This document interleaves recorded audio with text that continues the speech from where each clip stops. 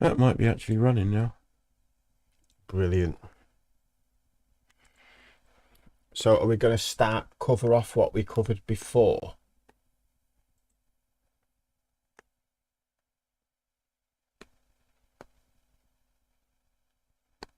Why isn't this connecting? Ah.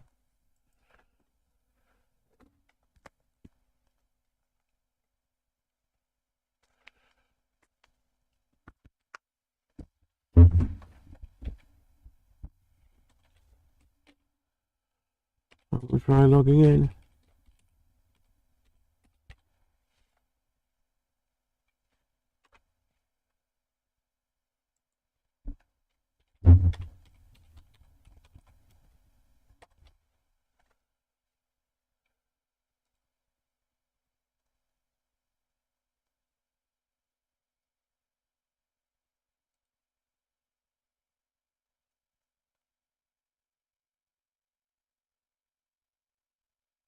Yeah, there we go. All right, so we're live, no Na, swearing. na, na, na, na, na.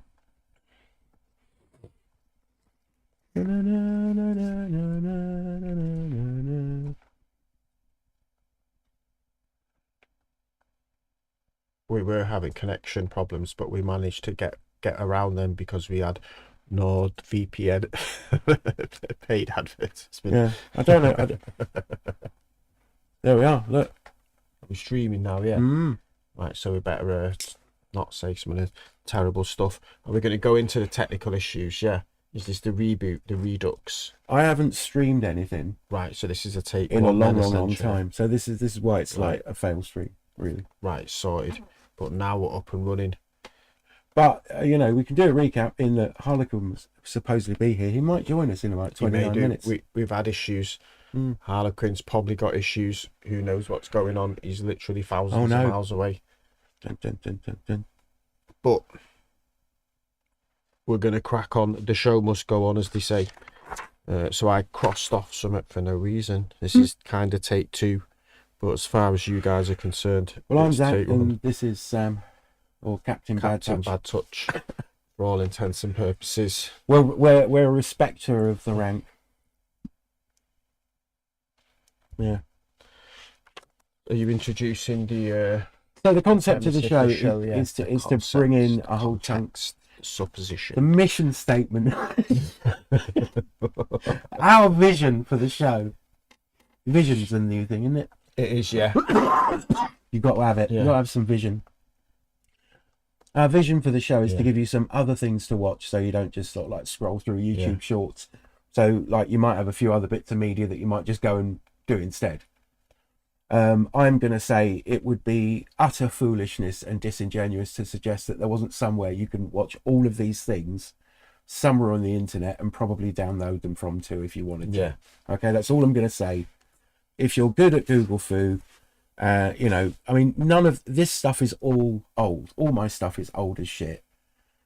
I think some of yours are going to be marginally newer, but I mean, really, then none of these things are worth getting a subscription for on their own, I would say, would you? You wouldn't just go, oh, it's on the Discovery Channel, so I've got to get cable. Yeah, yeah. It's going to be available somewhere else. Yeah, don't go down that route. There is ways. But the idea that you couldn't pirate it and download it is just absurd. Yeah, some of it and you'll it be would able be to a look lie, at online, but we're not going to recommend you do it. I'm just going to say, if you might find either these books or these movies or these TV series in a charity shop for like fuck all. Yeah. And if you do it, it's worth picking them up. Am I going first? Is that my cue? Well, right then. I've made the vision statement. You've made the vision statement. You explained to guys. I'm filled in the mood board. You explained what you took the guys on the journey from it being an idea to a concept, to a reality. Yes, to a lifestyle, a deviant lifestyle, to a profit. A deviant lifestyle with an OnlyFans account. Yeah, and you're just reading this stuff out. Right then, this is all OnlyFans. So the idea, 10 bits of media we wanted to talk about, introduce people to not necessarily number 1 on the list, but number 1, the way it's written on this list, is Oak Island, the adventures or whatever it is, the mystery of Oak Island, on possibly, I think, the History Channel. So in a nutshell, since I think 1795, people have been digging a hole in an island off Nova Scotia looking for treasure. There's been some tantalising clues in the most recent sort of this program about it. It's about two brothers and some other people. They've not found treasure. There might not be treasure, but they've found reliable archaeological evidence that there's been activity at different points in history on this island, more than you'd think, given it's not a big island. There's not vast resources on it. I don't think there's any original really old buildings on it, but something's been going on there. There's like a road been built. It looks like at one point they've had a little sort of quay there on the island, a mini harbour. It's interesting. Not context as well. I read about it when I was little in a mystery book before the TV programme was on. Thought that's well interesting. The TV programme came on, was telling my dad about it. He said, I remember reading this with my brothers when I was little in a mystery book, so we used to watch it together. So I've got that going for it. I like that sort of nostalgia, and also the friendship those guys have. They've all come together. Obviously they're there for the programme, they're making money, but they're obviously clearly all good mates. They're just getting excited about digging a hole. What more can you ask for? It ticks a box for me because there's tunnels, there's holes. Sometimes you see people using torches. So honestly, that is one of the reasons why I watch it. I'm not a fan on the ones where they're like, we're off to Sweden to talk about the Knights Templar, but where they're digging a hole and getting in. It is the whole Da Vinci Code type shit. It's that level of weird. Yeah.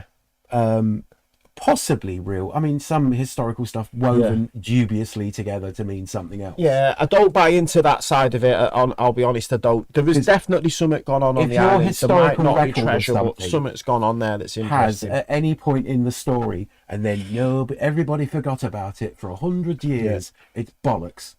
Because that's way too long a time for anything to be actually connected. Yeah. And then somebody dug up a picture on a piece of stone saying that, with an illustration of where it was buried or some shit like that. And they're just like, no. We did say earlier that it was ancient aliens territory. Yeah, the Knights Templar side of torches. Like I say, what I find interesting is on an island that isn't really, in terms of people going there, it's not rich in natural resources. It's not in an area where there's gold. Because you've got loads of treasure hunters buying up tiny scraps of land and there's only loads of resources. I bet the guy that hires out bulldozers is doing really well. Well, no, it's just the island's it's probably not even 5 miles across. The guys who are digging there own the majority of it, and then the person who owns the other bit of it is fine with it. They're treating it like an archaeological dig, because the carbon dating stuff, they found interesting stuff. There probably isn't treasure, but for some reason a lot of effort has gone there. They had these tunnels that they found that do let seawater in to a hole. Liverpool's got a set of tunnels like that. They're not massive giant tunnels. Like I say, something's gone on there for some reason. A lot of effort was put into digging a hole there. Loads of tunnels. I mean, it might be that. I mean, imagine if you were, say you are a pirate, which is probably isn't treasure, in that but part of the world on there. Most likely to be pirates with treasure. Yeah. As people that were going to bury treasure, probably pirates. Well, they found coconut husks in some of these holes, which isn't something you actually find. Is it not possible that one year pirates dug complicated tunnels all over the island? Loads of different pirates are hiding their share, and then later they go back and get it and take it out of their little bits. So I think the heat died down. It looked like they were going to be able to go to a nearby coastal town and live it up, and hookers and blackjack forever type shit. So the heat goes down, and they all decide to go to marginally different places, and they just go and get their fucking treasure and go away and spend it. Which is why they haven't found fuck all. Well then, they have done water sampling from boreholes around where they know there's tunnels, and the level of gold and silver is ridiculously high. It's well above background, so there's definitely gold and silver. Like I say, there might not be masses of treasure, but what is interesting is that at some point, a good few 100 years ago, a lot of effort went into building summit. Because there's like a brick, like a stone road coming up from where they reckon they'd built a harbour at some point. They've built all these tunnels that for some reason run into a hole somewhere and fill it with seawater. But who knows what it is, but it is interesting. It is interesting because it's at a time when you didn't expect a lot of activity in that area, carbon dating wise. But yeah, I like it. I find it quite interesting, and I like the camaraderie. and I like the fact that it's something I used to watch with my dad. I find it quite interesting. So nostalgia mainly. Yeah. All right. Okay. You know it's insane though. Oh no, I totally believe there's no. I totally don't believe there's any treasure in there. But like I said, what I find interesting is the notion that 400-500 years ago, but they don't even know what the treasure is. No, that's what I mean. That's the mad thing. It's not like there is a legend of there being a certain amount of money there. Yeah, I'm not and saying they just can't frigging find it. It's like at no point have they ever uncovered anything that suggests, other than these tunnels being all sorts of complicated. No, they found with like U-bends and shit in them. And no, they found gold down. They found gold on bores when they've been doing borehole. Not lumps of gold, but actual bits of gold, chain and stuff like that. Worked gold, yeah, possibly on bore things. Now they have. But I'm not saying there is lots of treasure there. But what I'm saying is, at some point a long time ago, lot of people went to a lot of effort to do something there. Because there is evidence that they built a quay. There's rock, they had like a stone road going up from it. So they've done something there. A lot's gone on there, and it's like I say, it's not an area where is known for having gold mines and stuff like that. So why? It's interesting, but, because it's at a time when you wouldn't expect there to be activity there, and I find that interesting when they were just exploring that area. Something happened. It could be, like I say, I'm not saying it's treasure. I find it interesting though, and like I say, the camaraderie of the guys is something that I enjoy. No way, that's us. Check it out. It is handsome sods we are. How is any woman going to resist our charms? Yeah, there's going to be car crashes in the street. They'll just sense we're in here. Yeah, get the wet floor signs out, girls, because we're streaming live. Well, we're streaming live onto the YouTube now, so it will update with our image, and we're actually also in Rangers Corky Talk, because it has to be said. I think most of the people that are going to have any interest in this, we're really going to be just sending it to YouTube so it gets recorded, so I don't have to edit it or shoot a video. This is brought to you by NordVPN and Manscaped. You may or may not have caught the top of the show. We're picking 10 bits of media. We're just going to carry on until we get bored of this. Yeah. Or you get bored of us. We're going to carry on someone watching, man. We're going to carry on until it's over 10 minutes long to get that ad revenue. Yeah. We don't. There's never been any ad revenue. But yeah, so it's 10 bits of media. So yours was Oak Island. Yeah. That's it. I said before, it's so close to Ancient Aliens in its format. It is. And haunted house programs. I like seeing people digging holes though. It's one of those things that you know what I mean. It interests me when you see Gary the metal detector. Oh God, what's the guy who's on the digger? They have a guy who's a whiz with the digger, and he comes along and pat the digger out. He's brilliant. He's brilliant. It's just been running diggers on Oak Island. That's it. Since his grandfather, and it's worth watching. Down his digger to him. It's worth watching for the Brummy metal detector. A guy called Garrett. He's like the world's best metal detector. He's giving me some things around here. Like he'll go over something with his thing and he'll woo, woo, woo. Oh, I've got some. Oh, it's a Bobby Dazzler, and he'll get that excited. But they found all sorts of interesting stuff dotted around there. If you bits of military offices, any piece of land that people had lived on. Well, that's the thing. No one's lived on it. There's not any really old existing buildings there. Or I think what happened is there may well have been pirate treasure, but the pirates literally buried it, then went back and got it and went and spent it. But in card games or even that's interesting that something's gone on that island. It's a relatively remote place. If somebody had left a note. Yeah, like a piece or carved in stone just for a laugh. He'd spent one of his doubloons and said, "Carve the following in here. We did leave treasure here, but now it's gone." It's interesting. If you've managed to find this and get here, then we've long spent. You never know. Like I say, who knows what's gone on? But I'm not saying it is treasure, but it is interesting. Something's happened there. Like at some point. I mean, imagine you all splitting up on an island and going digging holes and telling each other there's going to be traps and shit built into this. There's going to be bits where you can't. Yeah, there's booby traps. There was booby traps in it. I'd say not as in and it's probably the Indiana Jones booby traps. I mean, if you think about it, booby trap. That legend of there being something on that island was probably the inspiration for the Goonies. You know what? That's a very good point, actually. Yeah. There's the movie link. It would not surprise me. Goonies is a good movie. Interesting point about it. President is Teddy Roosevelt. he went and was before he became president. When he was young, he went on a dig there because people have been like digging around there for 200 or so, over 200 years now, 1795, and they've not found anything other than friendship. And maybe that's what it turns out, the real treasure. Inevitable homosexuality. Yeah. And goes without saying, come on. That's what brings them Half together. of them agree to wear dresses in the local bar on a Saturday night. Take it in turn. The lust for each other brings them together. The friendship brings them together. It's the lust that brings them together. The friendship keeps them together. And that's what Island's all about. That'd be brilliant, though. Just like you... If it carried on running as a team, it would show the morals of an era. You know, starting off in the 80s where they're all a bit, action hero-y. But now as they've, moved in together and decided to open wineries and shit. They've got a vineyard selling antique furniture and doing musical theatre. But yeah, it's such a weird... idea for a TV series. So yeah, okay. What's your one? It doesn't have to be your number one, your top one, your favourite one, but hit us up. Okay. I've already talked about the survivors. I'll do a quick recap on that. Basically, everybody dies in a way that was very similar to the pandemic. So if you watch it now, it's real weird.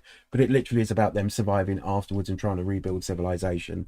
And working class people always die in it if they appear in an episode or two. They're dead as dog shit within 3 episodes. The middle class people get them killed. Yeah.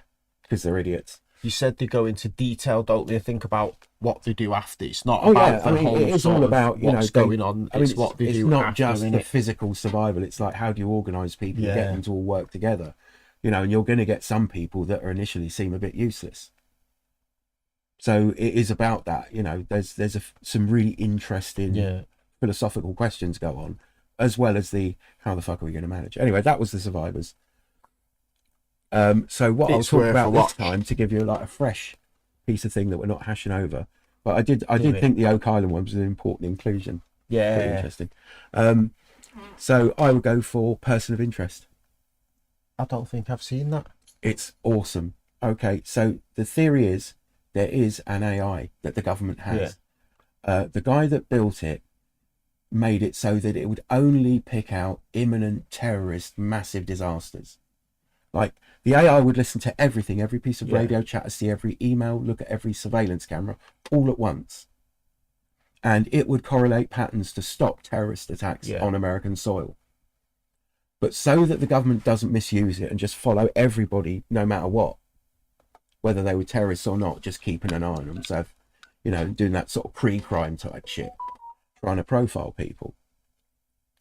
He only lets them go after those big terrorist events. So the government buy it on that condition, and all the terrorist events stop. But the guy builds a back door into it, and that it gives them the social security number of someone that's in immediate danger of being murdered, or somebody that's about to commit that murder. And so the guy that writes the computer has to fake his own death because the government are going to try and get him to open up it so they can do all the surveillance on it. So there is a ferry explosion, and he styles it. He isn't killed. He doesn't get on the ferry. Yeah. But when the ferry explodes, he gets injured by a piece of shrapnel. And he decides to use that as a thing to fake his own death. So that they can't torture opening up the AI out of him. That's quite a lucky turn of events. Yeah, no, I think he knows it's going to happen, but... right, fair play, right, so it's not lucky, it's more like... So he's kind of like, I've got to be near there. Yeah. So he destroys his entire life, including a woman he was quite fond of. And given it was a computer nerd, it was pretty magical that he had a girlfriend. So, and then like years later, he keeps getting these these social security numbers of these people that are either about to commit or be murdered. And so, but he's like a bit fucked up. His leg's a bit fucked up after the explosion. And he's not an action hero. So he hires this like this obviously special forces guy. You don't find out much about him to start with. But he's obviously super dangerous. The guys has started watching him because the computer spits out his name that he's in danger. But when he goes into his file, because he's got all this hacker expertise, he finds out everything about him, and he's a special forces guy, and he's got no fixed abode. And he gets the computer to look for him, does a search, and he finds him on a subway just as he's being this gang of thugs try and beat him up, and he beats the shit out of him while he's drunk.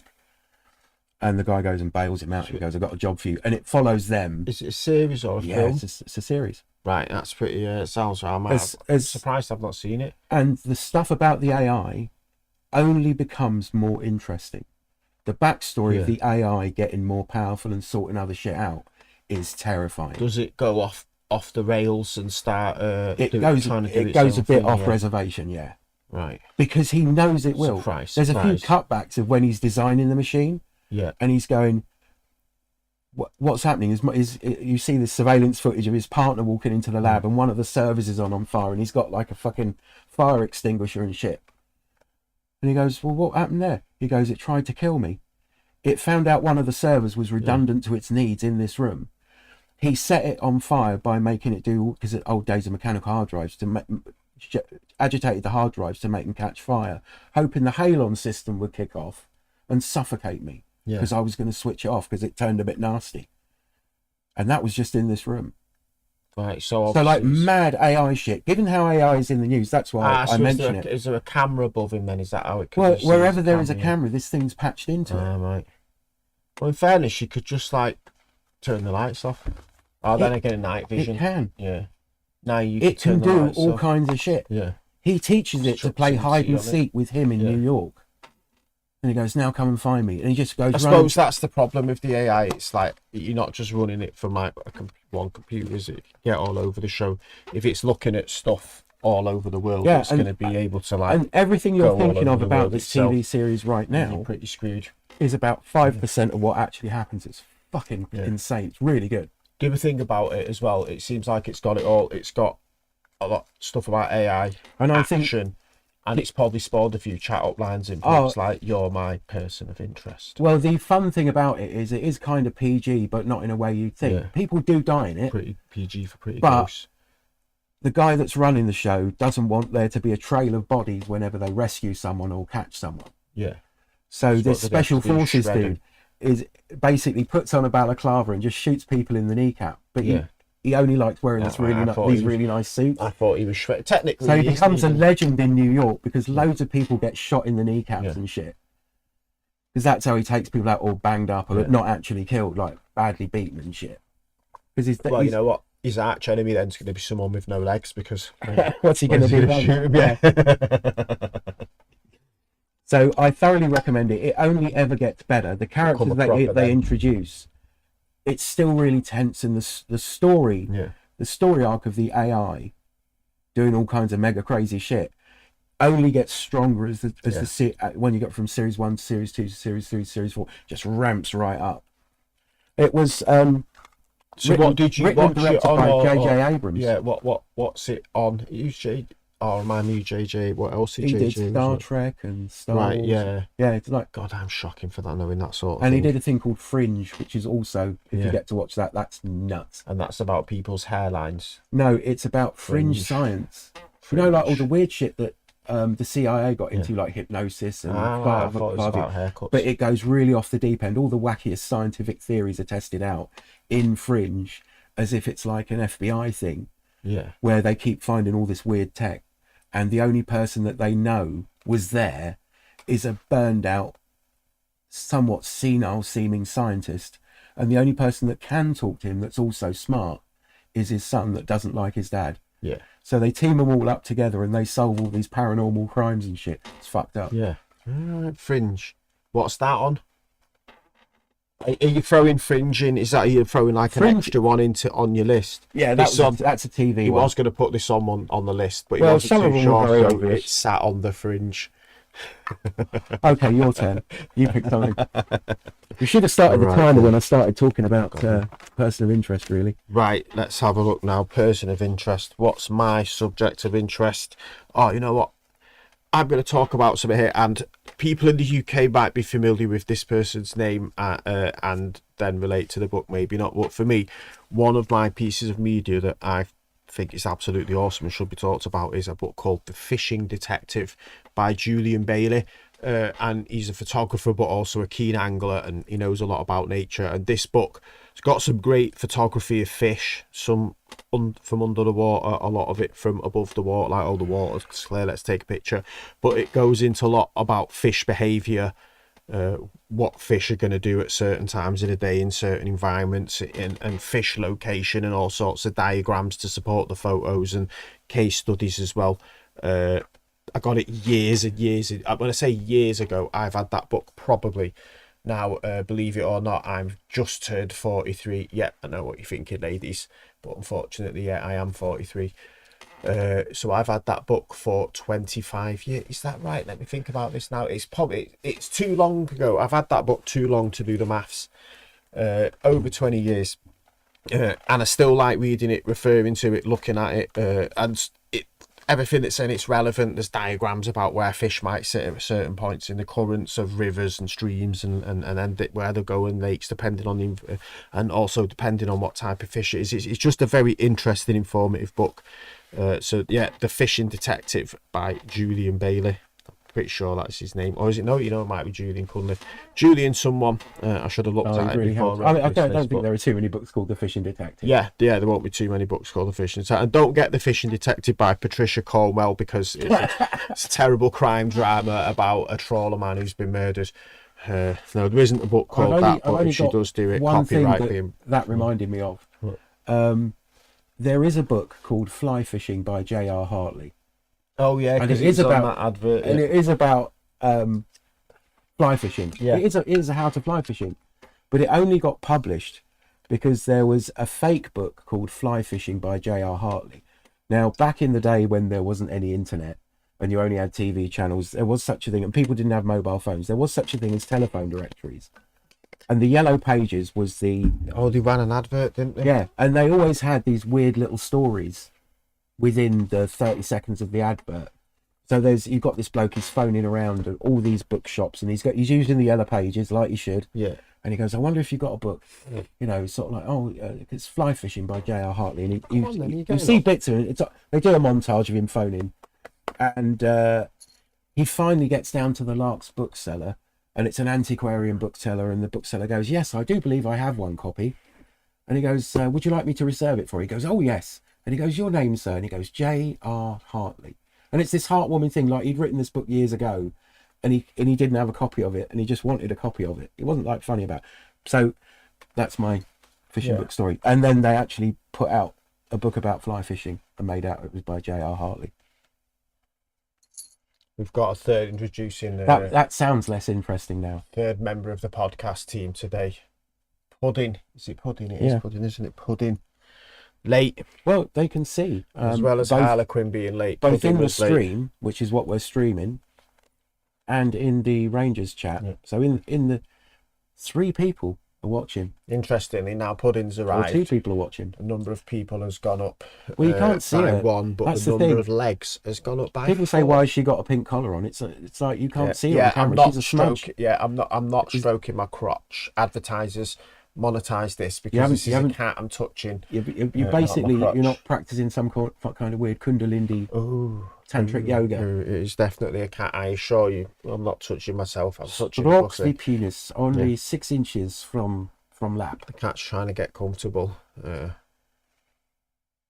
She's not managing it. No, she's unsure. Okay. So sorry, I didn't mean to horn in on yours. Oh, what was that? Was I harping on about something then? No, you're on about the fishing book. The fishing. Oh, God, yeah. No, that was it, really. That was it in a nutshell. It tells you all about where fish are going to be living, case studies about it. It's really interesting. You know what I mean? It's well, it was one of those things where we were talking about a post-apocalyptic survival situation, and having a bunch of people that can fish might be a bit handy.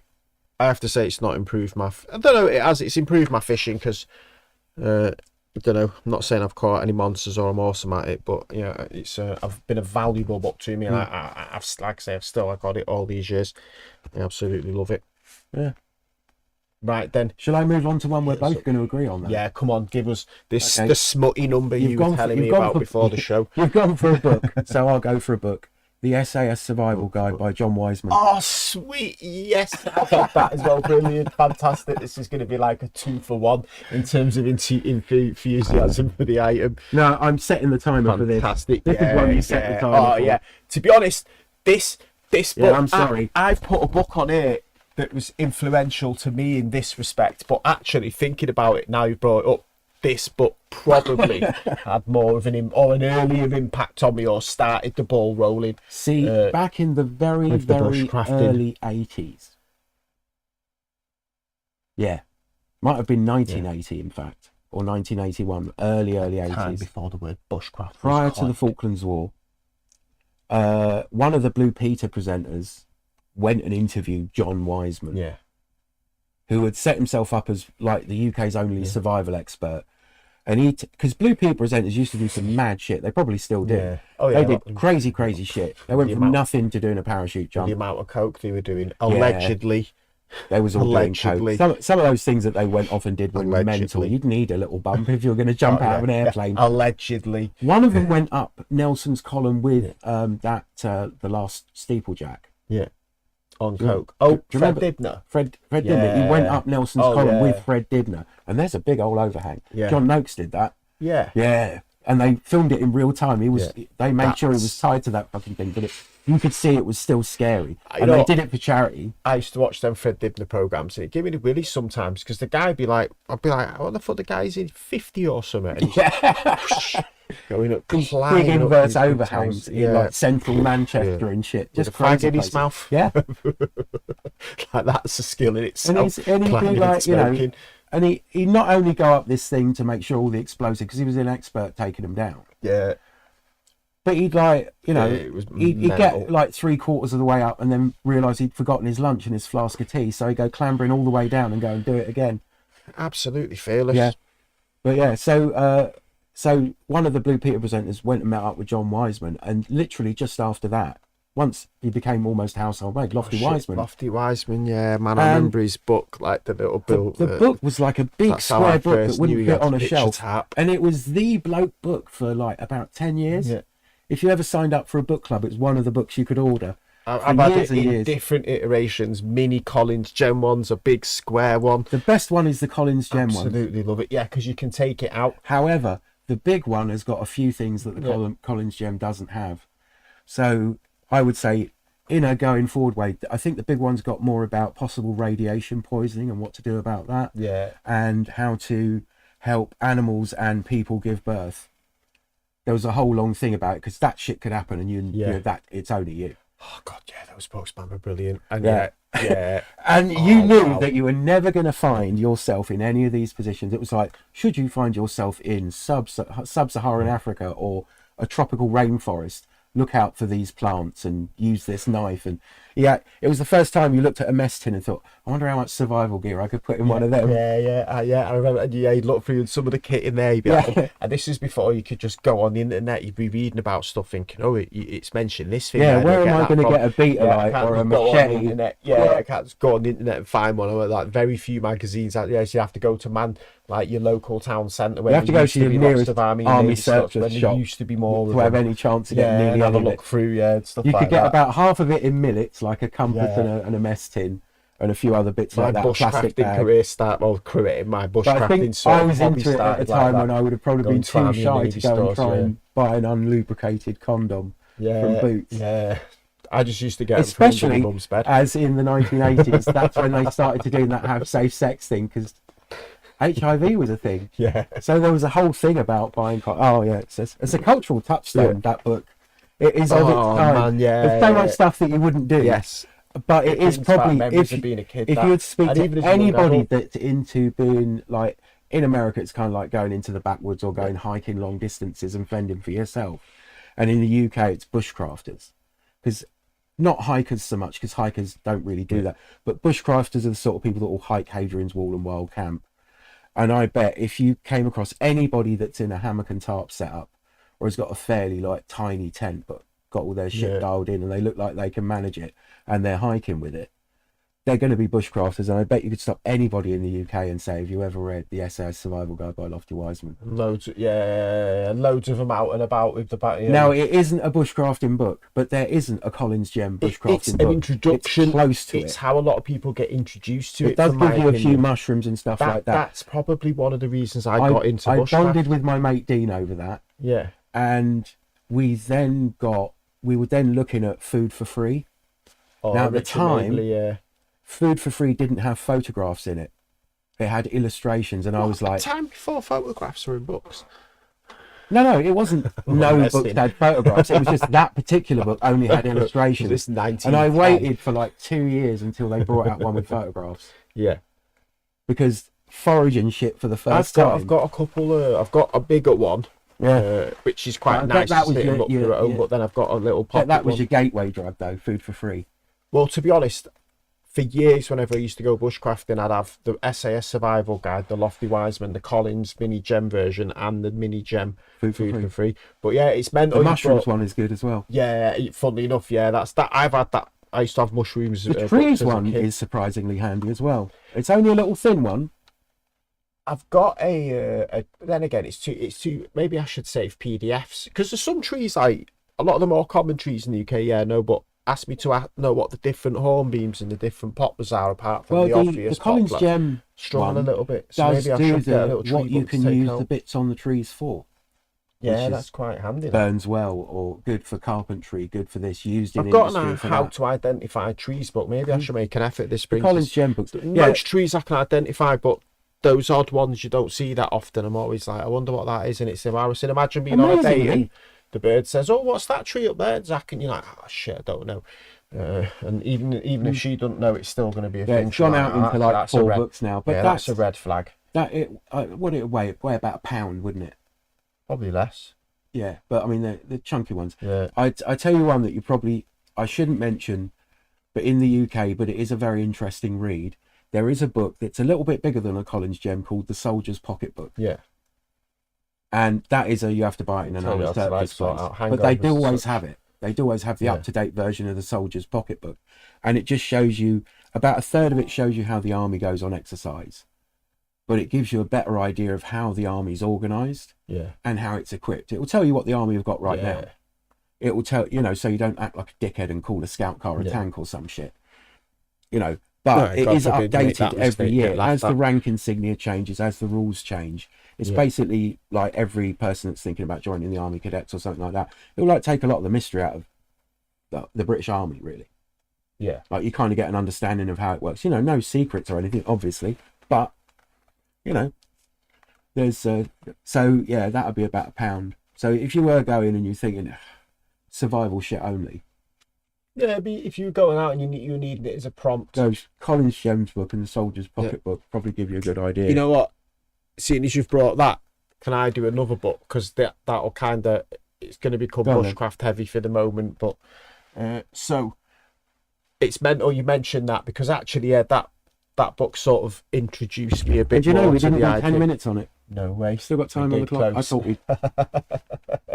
that book then, the Lofty Wiseman, sort of introduced me to the idea of camping outside and gave me ideas when I was looking at it. So one book that's been massively influential to me was Ray May's Bushcraft. Yeah. And I'd been into the idea of going out, having fires outside, wanting to sleep outside. And at the time I was doing security when I was really into it, and everyone was like, "Oh yeah, you need a bivvy bag, you need a basher." I had like a PLC type burger, and I knew what I wanted to do, but I thought it was survivaling because I'd only seen it in Combat Survival magazine, and my dad got me this book for Christmas. Yeah, I mean, if you said survivalist to someone in the UK, they would imagine the sort of person who went and slept outside in forests and made their own fire. But that gave me a better idea of what. Because obviously military... Yeah, the weird thing about the reality of it in the UK is it's more like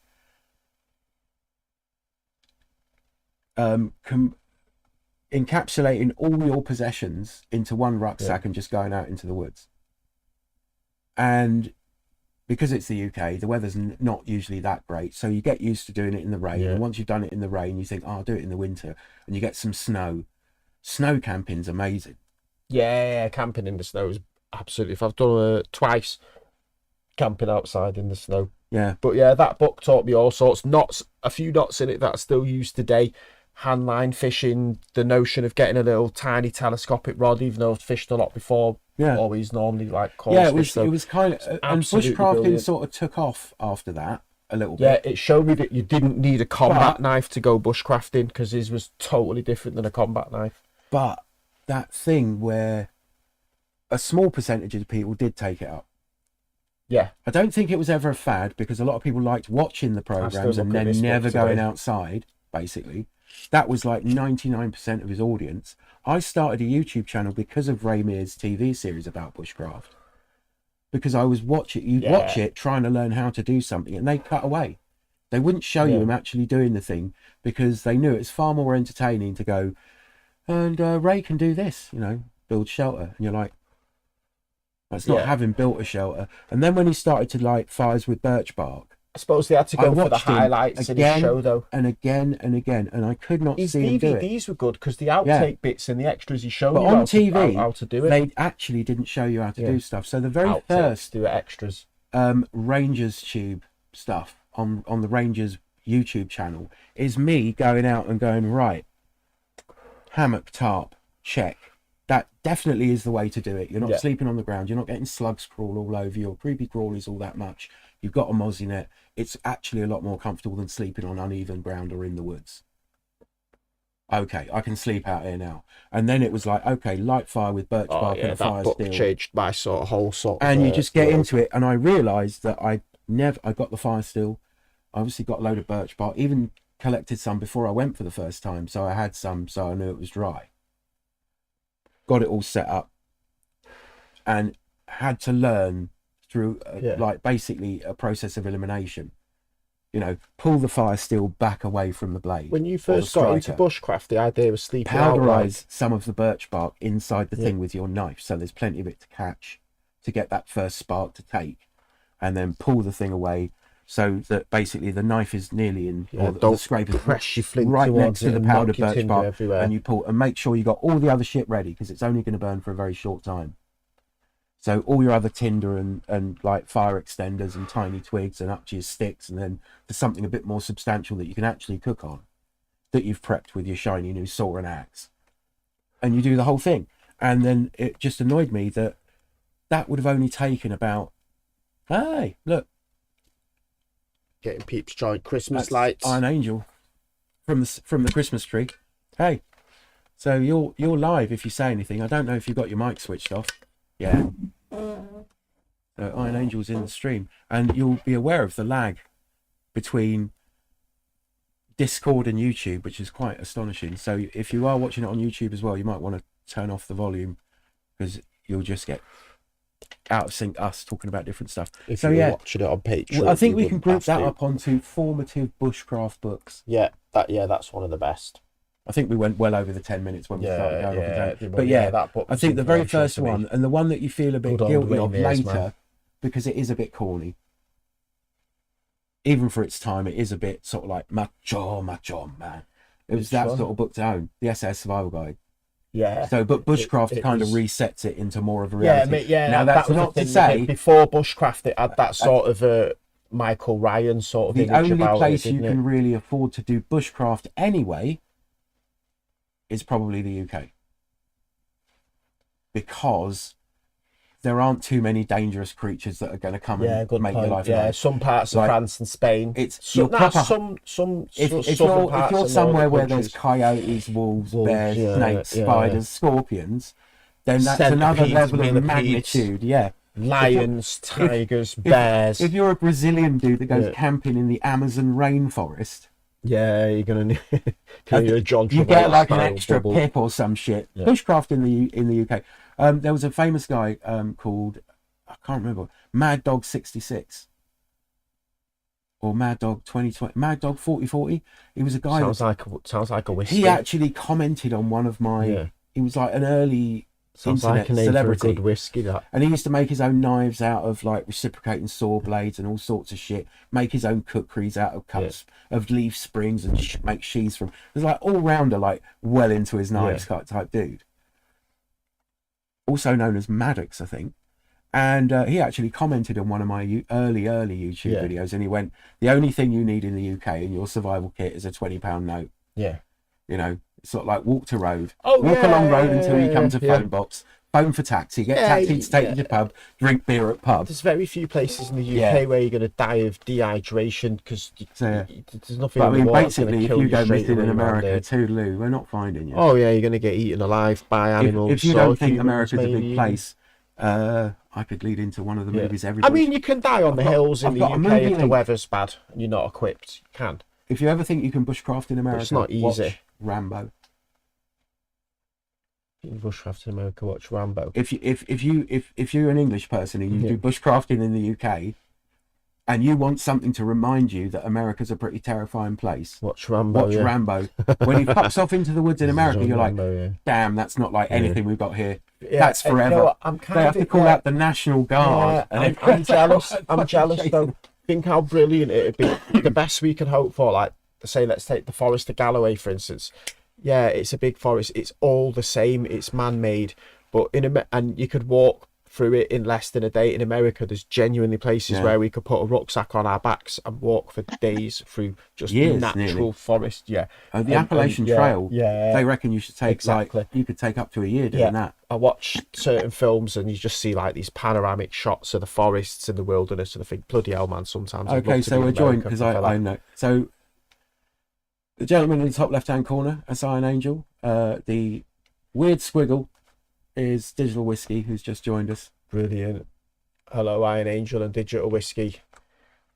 Hey, folks. There you go. You guys have had a Digital Whiskey's Christmas. in Belgium, so we have gone severely international. Right, we are all over the show. You know, Harlequin was supposed to be here. I hope he's all right. Can I just bring up a small point about things you've been talking about? Yeah, man. All the stuff you said about bushcraft and the SA Survival Guide, I do agree with you guys, but I do have some opinions. Yeah. Fire away. Yeah, namely, it's a good book, but it is in desperate need of some revisions. Oh, yeah, definitely. Oh, the SAS Survival Guide, definitely. It's an 80s masterpiece. Yeah, like one of the things that's in there, in fire starting, it shows you a way to do it with a rifle, namely pull the bullet out of it, stuff some a rag or whatever in the cartridge, and fire it at some tinder. I'm not gonna say that it doesn't work because I don't have a gun. Yeah, but that's up there with all the YouTubers that I've seen try doing it. It doesn't fucking work. Now that's a small thing, and it doesn't really. Did you ever notice the little pen flare gun launcher that you were never going to be able to purchase? Oh yeah.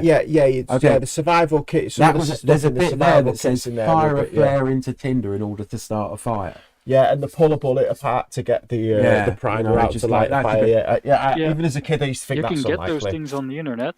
Yeah. You can also get a blank fire gun, and I think zinc flares. That sounds like a good idea until you've played around with fire for a bit. You can also get those, Bengalsvuur we call it, which you see in the football stadiums being used as pyrotechnic flares. Yeah. You can also get those. Another thing that I want to bring up is Morris Kohansky. Yeah. The guy is, how do I put this? Where the SAS Survival Guide is one of those books where it's like, you find yourself in the wilderness. Oh shit. And then you need the information. Morris Kohansky is, you might find yourself in the wilderness because you're going on a trip. Here's some stuff you might want to bring along. Yeah, how not to be in the wilderness going, oh shit. Here is a small box of stuff it might be a good idea to take. So yeah, I totally agree with that. If we're going to mention Morris Kohansky... Oh yeah, Morris Kohansky's wonderful. He's awesome. I would say we're doing a little micro tangent. Survival Lily, very good. Because I think it really, really helps to like listen to someone of a different gender to you tell you stuff. Because it sinks in different ways. Just because of the way men and women communicate. And also Felix Imler. I don't think I've heard of Felix. Survival Lily, yeah. He's a Swiss guy. Is he Swiss or Austrian? But he's basically the expert on using every last tool on a Swiss Army knife. Yeah. Yeah. Fantastic. Can turn it into a ninja star. Not all of them are going to be useful to you in a survival situation, but it does get you to think about the tools you have. Sorry, back to you, Digital Whiskey. Well, the thing I like about Morris is, if you follow his stuff, it's basically don't get into a survival situation. Yeah.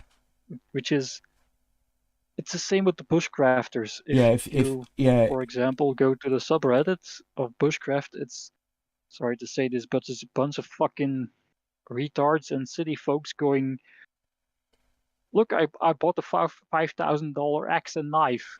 Oh no, it got a little bit rusty. Help! What do I do now? You know, that sort of stuff. You do see, yeah. There's a lot of armchair survivalists. Yeah. For me. Yeah. Which is, I mean, with Morris's stuff, it's like, for example, the super shelter that he makes with basically a plastic transparent tarp and one of those Mylar reflector thingies. Oh, you yeah. make a little tent, you build a small fire next to it, and you get basically you make yourself a little greenhouse oven thingy. Yeah, you basically turn it into and a you stay sauna. warm.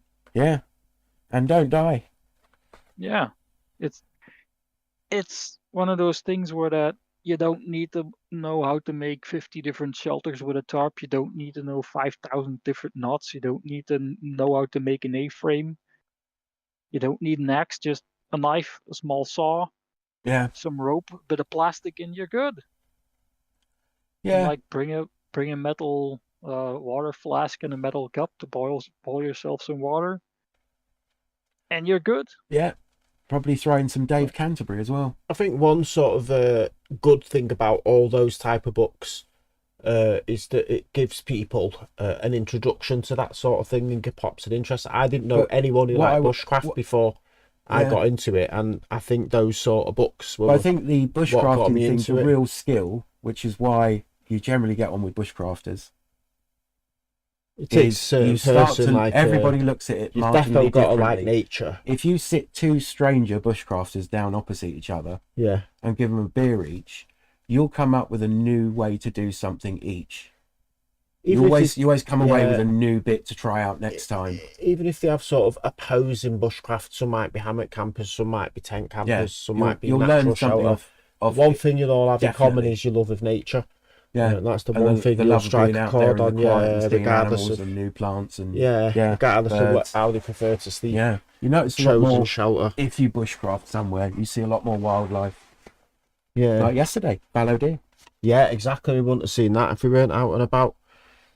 So so you will always get a few places ideas where we could have a bit of a fish. If you wild camp or bushcraft or whatever you want to call it, because sometimes you literally just go wild camping. You're out there having a brew out in the woods.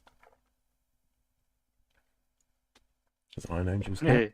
All right, we're going cat for cat. There's 2 cats live on the stream. This doesn't often happen. 8 legs, 2 tails, and 4 eyes. You guys got a cat too? I haven't seen a cat here. Got them. Oh, it's cat. Well, it's hard to see her as it is. Yeah. Oh yeah, black on black. This has never happened before. This is a catastrophic event. Some of our viewers are going to be catalytic with fear. Okay, yeah, okay. 2 black cats. We've gone well beyond the 10 minutes. Okay, yours next. I think we were doing one of mine. No, because I went for the SS Survival Guide. I threw in Ramir's Bushcraft afterwards. Yeah, but that wasn't one of your choices that you brought along. No, it was. Was it? Yeah, you segued me into it. I said when you first started talking about it, this cat Brownsy with something else. Check it out. I'll show you. That's why I picked more than 10 things. Boom. Oh, Combat and Survival magazine. Oh, because that was my only source of that style of camping. I thought it was survival. My mates used to call it, "Are you going survival camping again?" If you can, the thing about it is, I didn't realise it was Combat and Survival magazine that was basically like America's Guns and Ammo, but a bit sillier. Yeah, like Guns and Ammo is kind of like sometimes a bit over the top. It's like proper NRA member magazine. Yeah, reviews of bags and coats and that. But some of the military stuff was some of the stuff is a bit over the top. You felt a bit silly buying it, but you wanted the bushcraft bit. Then when it became Bushcraft magazine, I never found it sensationalist. I used to read some of the articles that it went about to armor. Bushcraft and Survival magazine? Yeah. The market employ. Yeah. But then they started doing the Bushmoot and funding that. So which is a really silly name. I don't want to go to the Bushmoot because it's called the Bushmoot. No. I think the thing about bushcrafting is, or wild camping is you mostly go on your own. Occasionally you'll go with someone else, but mostly. Sometimes I think it'd be good to go to a big event, but maybe we should go to a bush stock where everyone's like go to. I don't know what you do. I think the closest we ever got was a ranger woods. meet where we had about 12 people show up. A bush off. So we all, because we're all Bushcraft pretty off. new to it, and everybody had something interesting and new. I don't think anybody's still got the same kit that they would have taken to that, because there was a TV show, which is where this whole Rangers thing comes from, is from a TV show called Patrolling, which I think you'd really like. Yeah. I'm going to throw Patrolling in there. If you've not watched it, Patrolling. Does the audio work finally? Yeah, it does now, we can yeah. hear you. Yeah, we my can hear you God. loud and clear. It took the cat tripping over a cable to fix it. Okay, go on about patrolling. So Rangers only exist because of Patrolling. Yeah.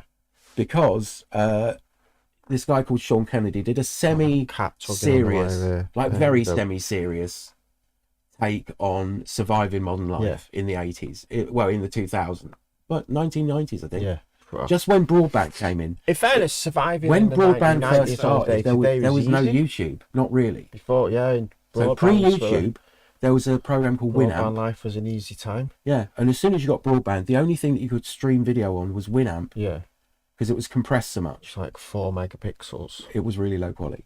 Yeah. But, so on Winamp, which I think is still available, they had some streaming TV that you could select TV. You could stream audio. There were lots of audio programs on the internet that you could listen to via Winamp. As soon as you got the internet, the only program anybody really knew about that was going to do something interesting was Winamp and maybe Internet Explorer. This is before, or Netscape Navigator. It's way back there. Player, come on. Yeah. And so a few people were doing these weird little cable radio stations, and I just happened upon Rant Media, because it came up in the listings of Rant TV. Yeah. And I thought, what the fuck's that? Hit that, and they had all these different programs hosted on it, mostly by this guy called Sumerian, who wanted to set up his own TV station because he wanted to run an independent TV station. So there were all these different programs, all quite interesting. One was about video games, one was about geocaching. That's all he talked about. Oh, yeah, so geocaching. Yeah, and some other stuff, and some comedy shows. And then there was Patrolling and SKTFM. Sean Kennedy, the fucking man. So it was like a slight parody of himself, where he'd literally go out and do things like, I'm going to show you how to the army polish their boots. And you'd be like, okay, show me that shit. just really weird stuff. Yeah, and he would do little bits and skits on how to, like, come the zombie apocalypse, this is what we should do. And some of it was on target because he'd actually been in the Canadian military. Yeah. So he did know some stuff, and he did have some opinions on things. And he was the bloke that got me to go and read Starship Troopers by Robert Heinlein. Yeah. And there was so few of us watching it. The fans were rabid. They're great people. There's like thousands of people like us in America and Canada. They had a 10-year anniversary reunion ages ago, and those guys than Swifties. Oh, it was pretty mental. Yeah, but like maybe a couple of hundred of them turned up to the 10th anniversary, so you got to see the actual Rant fans, and they're like us. So, but at the time, before the 10th year anniversary, while it was still coming out every month or two, you get another episode, because it's just two guys making it. I wanted there to be more, and it was like the only proper response for there wanting to be more of this is to make it. So Rangers TV and Rangers Radio came online, because it was like, if we've got more of it to listen to, that'd be great. And that's where I know these guys from. Yeah. Kind of just says that, right, as a mental point for anyone who's watching this, not live, because they can watch back this point. Hold on, that could be me. What am I streaming from? I need to... Let's turn this up a bit. To add in, part of the take and the piss that Sean Kennedy was doing was because at the time, the Canadian broadcast laws wouldn't let you actually teach military stuff to civilians. So he had to dress it up in fun, weird shit like, ooh, it's for zombies. Yeah. Because then you can get away with it. I mean, that is where zombie apocalypse kicks in, yeah. Yeah. Some of the stuff in Patrolling is kind of shrouded, like the whole episode on building a tinfoil hat. That's totally there, so he can go, oh, that's just goofing around. Unfortunately, it didn't really fly for him, because I think he then went and got some sort of really responsible job. And obviously all his online content was on YouTube and places like that. Can I just say that people who, if someone's watching this not live, to be able to look back, when you talked about geocaching, intrusive thoughts, that just popped in. Well, just a severed head and a geocache. No, me pooing. When you said geocaching, I just had an intrusive thought of me pooing him on and then and, chuckling to myself at someone else. Oh, like anti-social. It was one of those that, people will be able to watch it back to the point when you talk about geocaching. You'll see a smirk or something. You'll be able to see the change in my face when the thought popped into my head. Story, and nobody's watching, so I am going to tell it. On the idea of sabotaging other people that might be in the woods in a way that's reprehensible. Revenue. Whilst whilst a bunch of us were walking Hadrian's Wall, and it's a long way for English people to hike, it's like about 100 miles, bisects the entire country, start off at one coast, end up at another, right? On the middle bit, where it actually looks like Hadrian's Wall, the two ends of it are terrible. Yeah. Never do that. Do the middle 3 days and just leave the rest of it, because you're not even on Hadrian's Wall for a day either side of it. Yeah. So we're on the actual Hadrian's Wall bit, near where Sycamore Gap is, the tree that famously shut down. Where the tree used to be. It was still there when I was there. But we came across this thing, and obviously on top of the parapet of Hadrian's Wall, the big middle bit that soldiers used to actually walk up and down, a lot of it is the pathway. You're literally on the top of the wall, looking down into Cumbria. On one side of it, there's a drop like 300 feet in places. It's woolly countryside. It's an amazing, engineering feat for them to build it with the technology they had. And when we're walking along the path that's on the parapet, it's like a little wooded thing now. They grow small trees, but they have to manage them so that the trees don't get so big that the roots are going to start fuck around with the wall. So it's forested. Weirdly, you're walking in a wood on top of Hadrian's Wall, and it's a forest. Yeah. Now, bear that in mind. So every so often they have to cut down some trees, right? So there aren't too many trees and the roots don't get so strong. They have to very carefully look after it. So once a tree gets to about, 2 feet across, it's got to go. Yeah. Because its roots are actually... Because, they could dig down and sever the roots. So at some point in the distant past, somebody had felled one of these trees and it had rotted inside. But they cut it so high, it actually looked like a purpose-made toilet. Yeah. So it literally looked like a little throne and it was hollowed out instead. And we all made jokes about it, about how it would be so awful if one of us, because you think, somebody would come along and go, look, it's a hollow tree, and put their hand down it and find that loads of people had used it for a shitter overnight because they wild camped it. Anyway, so we joked about how awful it would be if anybody was to do such a thing. And I mean, we joked about it and laughed about it. And then we went like about 100 yards away and wild camped because we didn't want to be tempted. Yeah.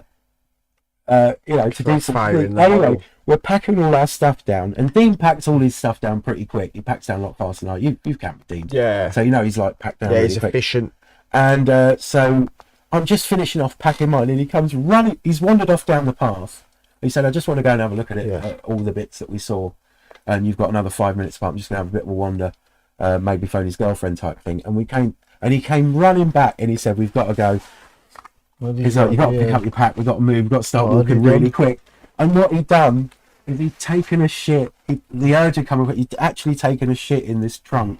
And he said, and he heard some people coming along. Fantastic. So he'd pulled up trail really quick and come barreling down the path. And he said, just in case one of those people puts their hand down into the middle of that thing and you hear the wail of someone that can only be, it's a particular tone of somebody that has just touched human shit. Yeah.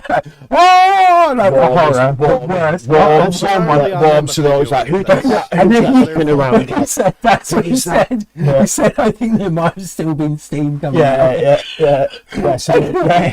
That would have been brilliant if they'd have found it. Look at the scene. It was like a scene from a movie. We're really trying to make good time to get the fucking... Oh my God, I found a till. Just on the off chance. Look, there's a trail going that way.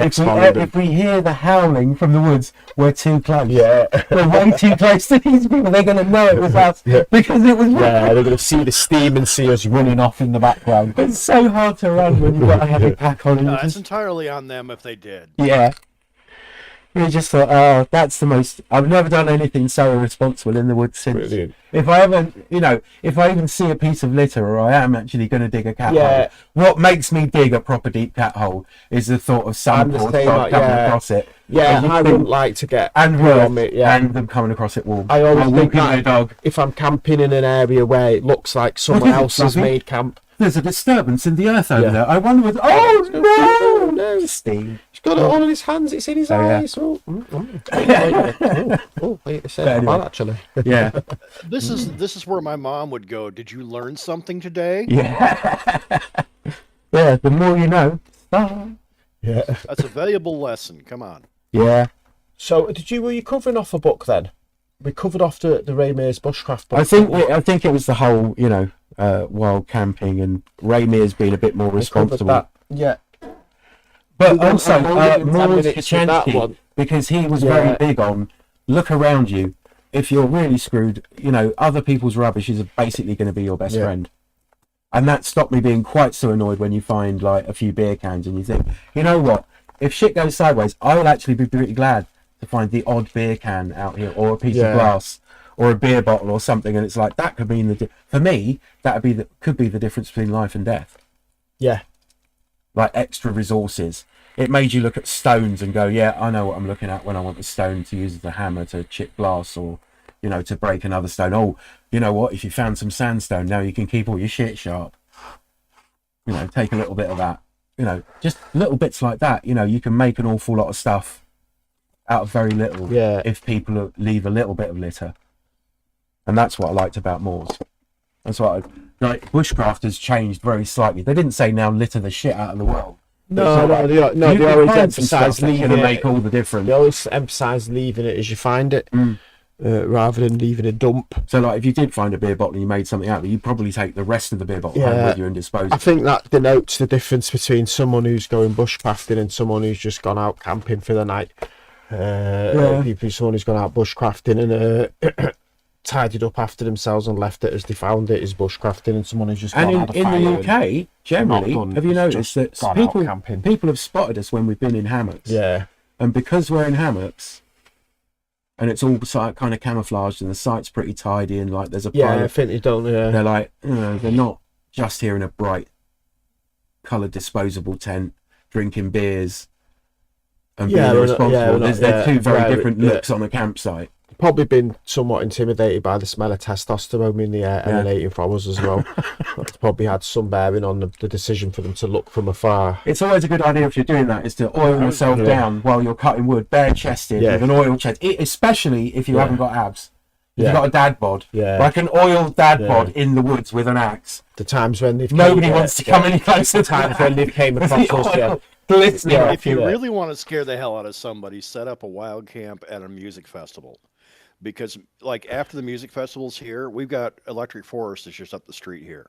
After that, the Boy Scouts go out and raid the place, and they got kit for years. Yeah, people abandon a lot of stuff. And there's a little tiny campground just off the corner, and the week before that happens, the local Burning Man event is here.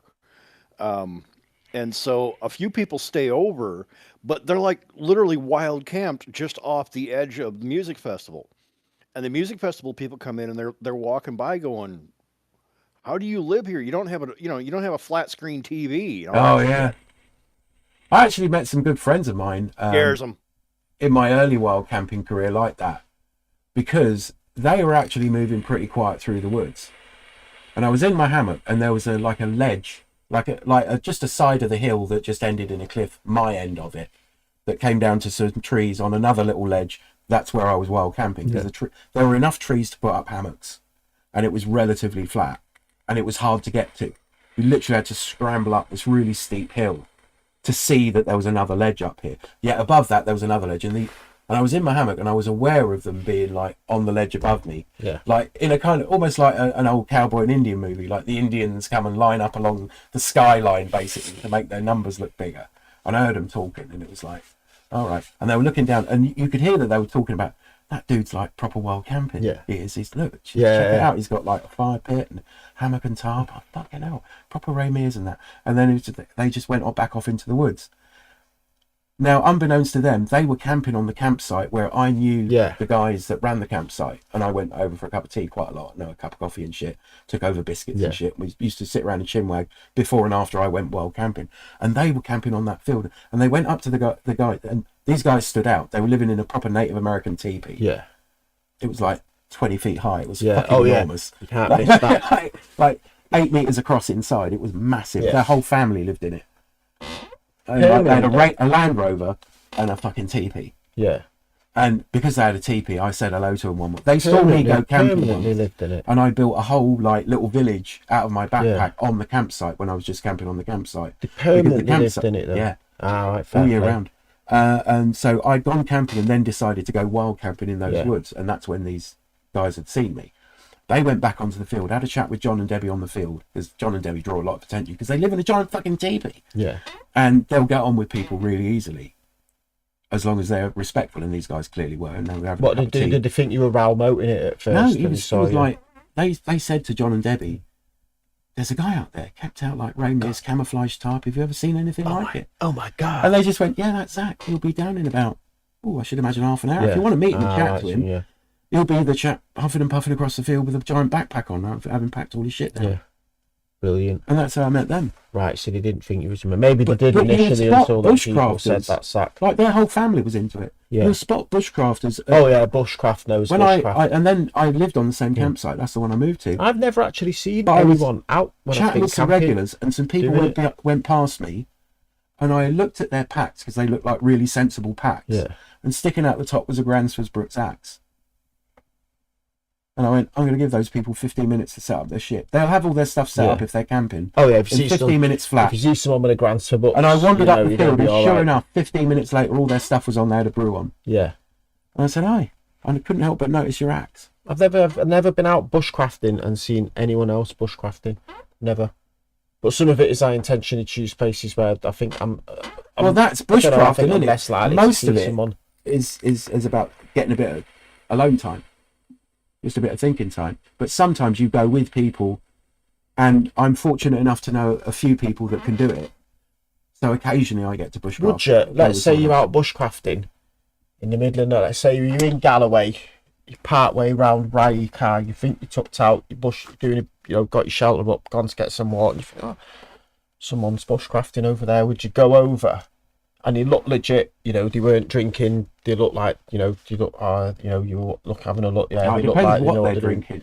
No, they weren't drinking. I mean, they weren't like having a party or anything. Yeah, it looked like most bushcrafters are either into bourbon or whiskey. Got a decent knife on his belt. I can see a Gransfors axe being welded. What's that? I can hear a Laplander saw being used. You'd be a bit worried if you saw like a case of beer next to him.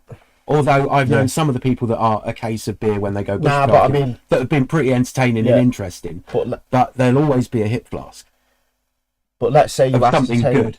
Let's say you ascertain, you thought, right, these guys, I think, these are going to be good bushcrafters. Would you go over and introduce yourself, or would you just admire their bushcraft from afar, hoping they were admiring your bushcraft from afar too? I think you would. Would you go over and introduce yourself? If would you it be prudent? Just happened to be camping, like you smelled the fire, and you sort of like look around and around the little cove or whatever, there's another person setting up, and you think, you might want to go and have a conversation, albeit because if they heard you at night, one of you's got up to take a poo at night, not necessarily you, the other people. You might. So I think it's a good idea not to surprise people like us. Yeah. In the middle of the night, but you'd probably be sitting there thinking, "What have I got that I can share?" That'd be the first thing. Have I got anything nice that I can share? Like, you got some extra beef jerky. We've got like a couple of beers, and one of them's like they're pretty good, or something like that. Some small, sort of like welcome wagon type thing. I'd go over and share negative sentiment so they didn't have a good time. No, I'd probably go over and introduce myself. Have you ever noticed that if you see someone and they just in case they heard me at night, they have a piece of equipment, say, that you would worry about, like you would just go, I wouldn't go over one of my those. axe. Yeah, but you wouldn't go over my axe and knife. I'm over there. Watch it at night. You'd kind of go over and say hi in a kind of if you saw something that you didn't, you'd be like, interesting choice. Yeah. You try not to be negative about any of their stuff. I wouldn't critique the bushcraft, because then they could become like a bushcraft off. They might come over to my camp and throw shade on my camp. Occasionally, you get to a point. Like what they were doing, I've had a few really positive experiences where somebody hasn't had a thing when I've gone over and said hello. So you've been out in the wilderness and seen other people bushcrafting you didn't know. And it was just a spoon. He just didn't have a spoon. And it was like, I always carry a spare spoon. Because I've forgotten my spoon. So there's the spoon that I want to take and the spoon that stays in the pack that I've forgotten about. And the same with a folding mug. Because those are the two worst things to not have. Yeah. And I've generally got a spare cook pot because I know that if you're going to forget if you forget anything else, you can make it almost, apart from say a tarp or a tent. But that's generally a big thing, so you generally at least remember to take that.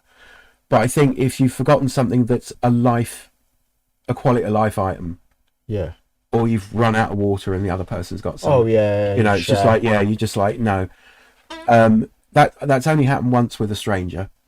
Yeah. But it wasn't. It was a very pleasant evening round a campfire because it just like we picked a campfire to sit round and just share the wood. Anyone else it's only happened once, but you do get into this kind of like, oh, I'll take something over. Twice people have come across my camp. I would imagine it's even more so in the States. Did you appeared startled? If you were a wild camper and you saw another wild camper, less likely to. No, I think you go over because you're less likely to see someone. Yeah, you probably would go over and say hello. I suppose, because if nothing else, hunting, it would give you a feel for that person. If that was a proper, well, I suppose if they were hunting, you'd want to let them. know, like I don't know what the modern thing was, like an Iraqi veteran or something like that just needed to get away, and his doctor had prescribed it.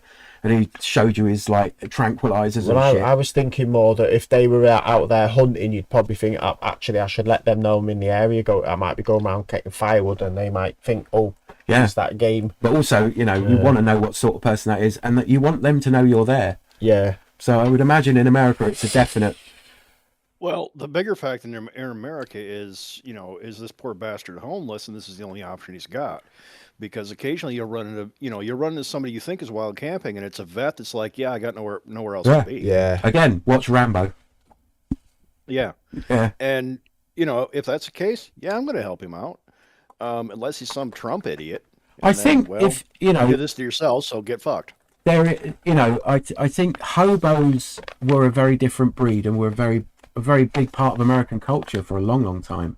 Yeah, because people travelled around for and that wasn't necessarily a bad thing. There weren't necessarily people to be feared. That's a relatively new thing. Travelling around for work.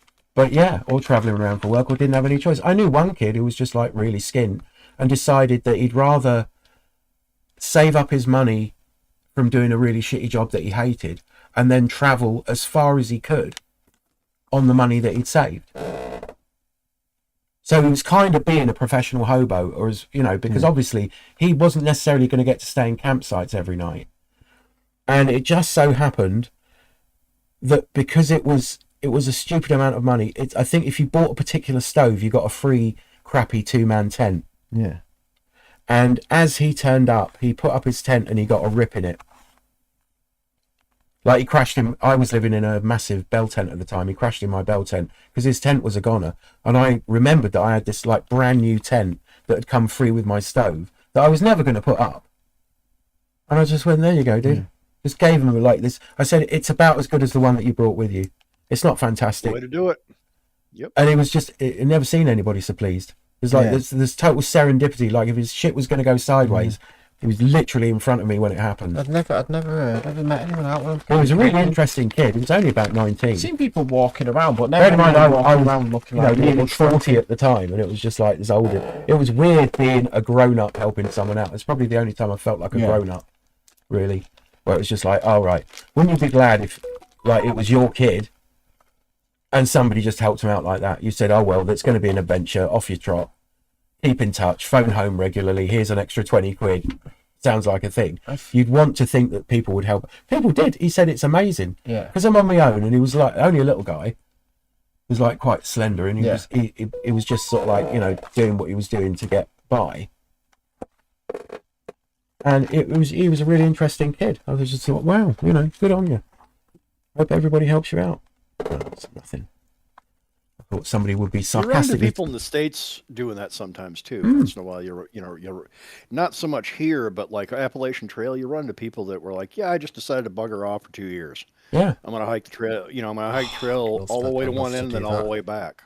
Yeah, I'd love to do that. There's no spaces like that in the UK where you could realistically do it and get that sort of feeling of isolation and wilderness. Yeah, I think the most you could probably achieve in the UK if things went sideways is you'd be probably one of the most dangerous homeless people around. Yeah, because you'd be able to just drop into the wilderness.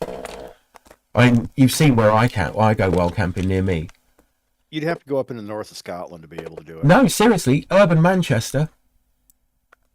I suppose it depends on the situation. It wouldn't be where I would choose to go initially, but if I had to find out, nuclear bombs, and I wanted as Northern much time as possible to listen to the radio and find out what was going on, there is a spot near me that Sam's been to. Yeah. But it is almost impossible to approach. Yet you are fully camouflaged and you are in the woods. But I do agree, Northern Scotland is a good option if shit goes really, really. Go where people don't want to be. Well away, for people. Zach, is that where you've been shooting some? Yeah. Like some of the Agage stuff? Yeah. Most of the recent stuff in the last couple of years is there. Literally less than a mile away from location. Yeah, it's like a 10-minute walk. It's a really gritty 10-minute walk. But that's why I was looking around for somewhere to live, and that's why I chose here. Because literally at the end of the road, there's what looks like just an alleyway, and it goes into a forest. It has the distinction of being a place where both Zach and I got to for the first time test outside torches we've recently bought. Zach has head torch and mine.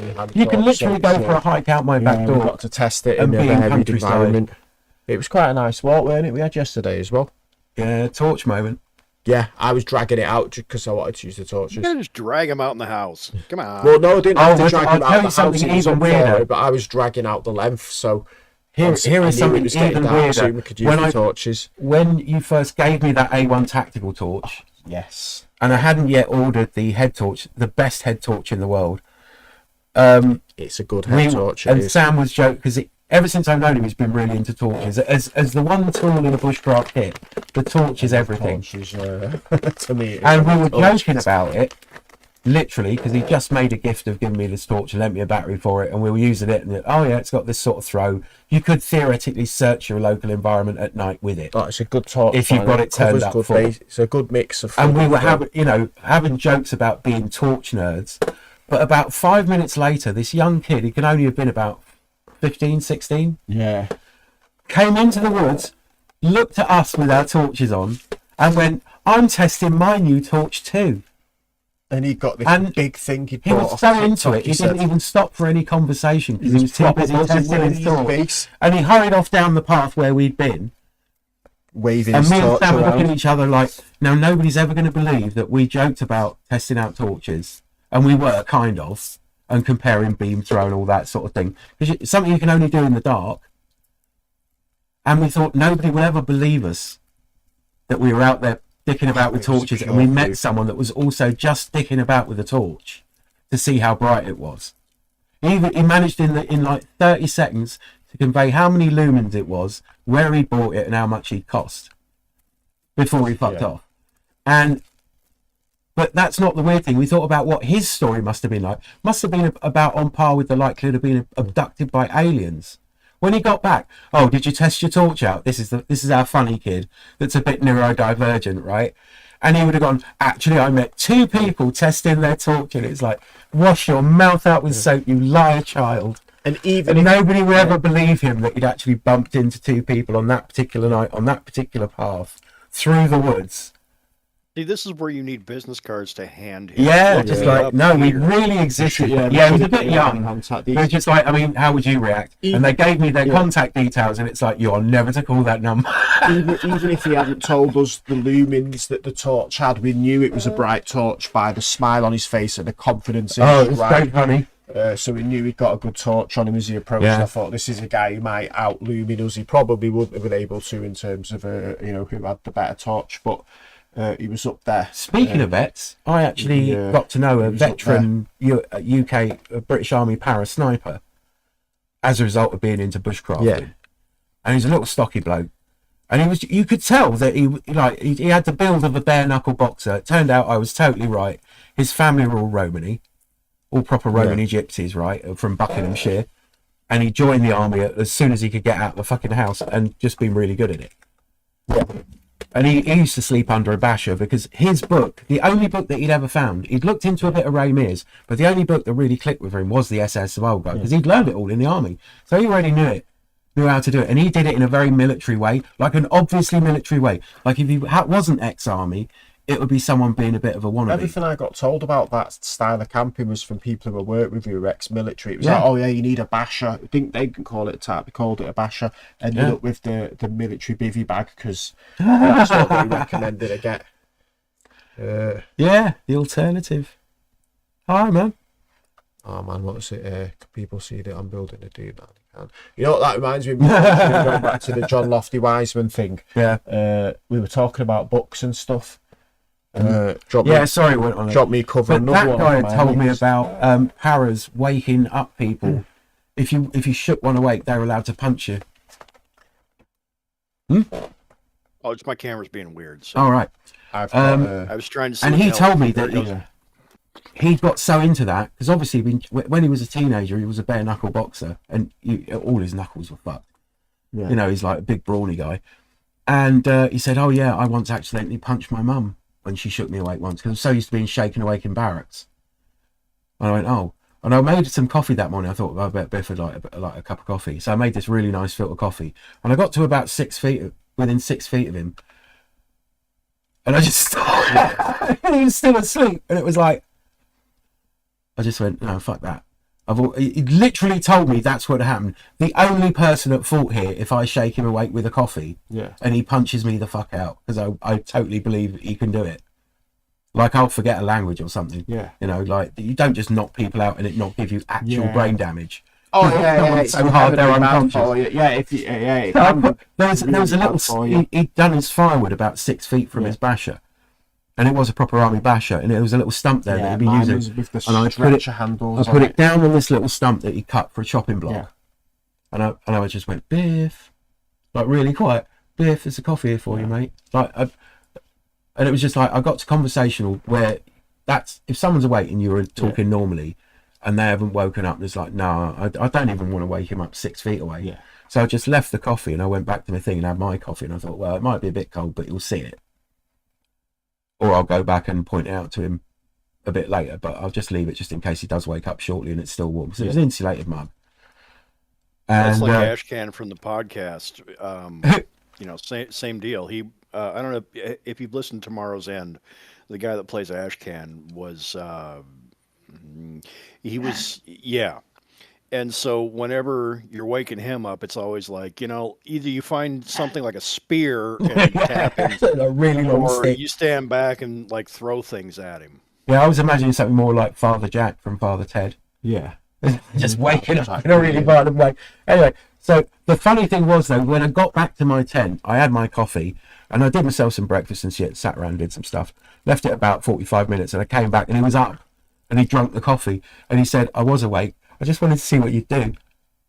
After I told you that I'd literally punched out my own mother by accident after being shaken awake, I wondered what you would do. And I thought, we're going to be friends if he doesn't shake me awake. Because if he shakes me awake, he's an idiot. I literally just told him. So he was awake on his side and he was trying not to laugh when I was just going, Biff, there's a coffee here for you, mate. And I heard you walk away and I had to put my sleeping bag in my mouth. He said, I think we're going to be friends. I heard you fart because you were it's just like, sounded a horrible wet one. It was insane. Yeah. You need to. Anyway, we were talking about books and movies and stuff. Right, then I'm going to totally change the tangent here because... Right. Let's bring this microphone back over. I don't know why it made a difference. Can I do a oh, book shit, yeah, it's probably... Yeah, certainly, to yeah. see what I was doing there. Fire away. I posted it in the Talkie Talk. If you want to pull up a picture. I've got it all minimised. Right, we're just having technical issues. This is like watching. Well, if we do this, I'll that hasn't changed anything on this thing. I think if you TV news because we're having technical issues. Oh, shouldn't I have a? Oh, here it is. Ding. Zach's spent too much time in makeup for this podcast and not enough time sorting these things out ahead of time. So it works at all. The producer was telling him to. So content. Oh. Yeah, if you scroll up a little bit, that's the picture. Yeah, that's I'm gonna be a bastard. The little black book is the English version of the pocket reference book. I've got that. The big blue chunky thing. Yeah. That's the Dutch version of the pocket reference book, and below you can see the contents, what's in it. I do have a pocket ref edition, so it's quite up to date. Yeah, the Dutch version is a little bit different. And I'll put the table of contents I've translated it is there. No, that's great. So it's probably all stuff you'll find interesting, but it's not in English. so that's why I'm being a bastard. That's not that. It's That seems like where's, that's the I sort of can't thing make that smaller now. I'm gonna have to close the talkie talk on the thing. That looks like but, the sort of book I could make use of for work. Most of the people that are on this are in the Rangers Discord anyway. But yeah, I see what you mean. But yeah, it'd be a very, very handy book. That's almost a survival book. The pocket references is something I recommend people get. Yeah. Because even if you don't need it and you happen upon somebody that is a scientist, being able to give them like a little bit of a reminder, a refresher on what they might have to work out can only be a good thing. We're going to put pixels on this just so we can monetize this, so don't worry. Post-production values. You know this is going on YouTube, right? Monetization, the words. Talking about monetization, I got another book recommendation from a book that I read a long time ago that I found at the time interesting, but I gotta read it again. What's that? It's a book about, a young dumb kid, gets a lot of mad ideas in his head, joins the army, goes off to war, shit happens. And the monetization bit, it's called the SS Boy. Wow. A Dutch controversial Dutch choice. guy that joined the SS. Yeah, it's from a Dutch guy, I believe, that joined the Dutch SS. I have to went say, to the Eastern Front. I might and be a lot wrong. of shit happened. Went but back home. I think the people that joined the It's a SS had wild to be story. ideologically screened. Yes, depending yeah. on the time. Yeah. Oh yeah, So- we're like being in the normal infantry. No. I would point that out. And whilst you can learn things, it's like, I think Mein Kampf should stay in print. For instance. Oh yeah, you can't hide that bit of history. It's it'd be ridiculous to do so because it informs who we are now as a player, not just as a country in sake of Germany, but who we are as a planet. To be honest, it's not something we should. Forget about. It's up there with the Japanese soldier that surrendered in the 1970s on that little tiny island. He was still fighting the Second World War. He'd been there like 30 years or so. That guy set a record there, man. Bloody hellfire! Give him his Guinness. And the Japanese weren't doing anything too fun. I mean, I think every side in a major war, you're going to find some war crimes. No matter which side you're on. It's mental, because the whole notion of going to war is crazy anyway. But then to think there's things that are considered within that sphere a bridge too far. Yeah. Let's take doing stuff to civilians out of that, but doing stuff to other combatants. The guy surrendered. You shouldn't have shot him. Well, to some degree, you think when you're clearing trenches, it's not really a position where you can take prisoners. Do you know what I mean? Like, can you really? Well, I mean, you've only got what's the ultimate good guys at war thing, Band of Brothers. There's more than a few war crimes take place in that. Yeah, at least 3 to my knowledge. It's mad. I always think that like the craziness of war, but there's still a limit, a line. I haven't spent 6 months being frightened out of my life every single day. Being or shot cold, at, or not fed, or running out of ammunition, or worried about my commanding officer and just being a bit of an idiot, and just be generally scared. Yeah, day in, day out. I think if it's one of the things that they used to put on the Army Reserve evenings when you go there. If you got there early, they'd either be watching Saving Private Ryan, Band of Brothers, or my personal favourite, and I'm going to include this actually as a TV series. Yeah, right, go on, hit me up, and then I'll include another book that I want to include. Generation Kill. Generation Kill. Was that the American one? The one where they're in Iraq. Band of Brothers, yeah. It's the late one. It's only about 9 episodes long, but they're in Iraq, and it's just a bunch of dudes in Marine Recon doing their thing, and just getting more and more terrified and frustrated and scared, and just people doing stuff. But yeah, I'd say that. I'd say everybody that ever thinks about going in the army should probably watch Band of Brothers and really think about it, because they go through hell. Yeah. I mean, it's like, obviously, you never know where the world's going to pan out. Training's a nightmare. Fortunately. And then they just get dropped into Normandy. Yeah. Like their first combat experience is D-Day. I've started Imagine that being your first day. I've started watching it a couple of times, but never really. You know me, I can't really. There are British soldiers there that have seen combat everything else and been recalled. There were some American soldiers that have been recalled from the Mediterranean and North Africa and stuff like that. Some people literally had seen combat, but a lot of them. And imagine being a paratrooper. Yeah. So you're jumping into completely the unknown. I think. As you know, because the pilots were telling their commanding officers via the on-plane radio that they weren't going to make their LZ, and they didn't know where they were, Yeah. and they were getting a very unexpected amount of flack to deal with as well. And some of those guys were only in gliders. And the other thing to Imagine go with being in that a as well, glider. I think back then is nowadays for us, if we were to be involved, let's say it was that situation now with war in Europe, because of the internet, we have a better idea of what them places look like, if that makes sense. Back then they didn't, so it must have been more scary, and I think more so for the people in World War One. Yeah, it's not something you've been trained. I mean, unless somebody somebody was very honest with you, country that what's got no combat like, idea sir? what it looks like. You're going to be more scared than you've ever been. Yeah, not only are you going to fight, Please you're going remember your somewhere, but training. you have no idea what it looks like to do so. When you land, meet up with as many of your guys as you can, so you're not panicking. Make sure you're armed, because you're going to be in hostile territory. Don't make a lot of noise. Don't make any light. Yeah, things are going to go sideways. mental. And that depiction of the 101st going into Normandy in Band of Brothers is amazing. Because they're properly scared. Yeah. You know, they're I can literally, imagine this without is a doubt. absolutely terrified to do that.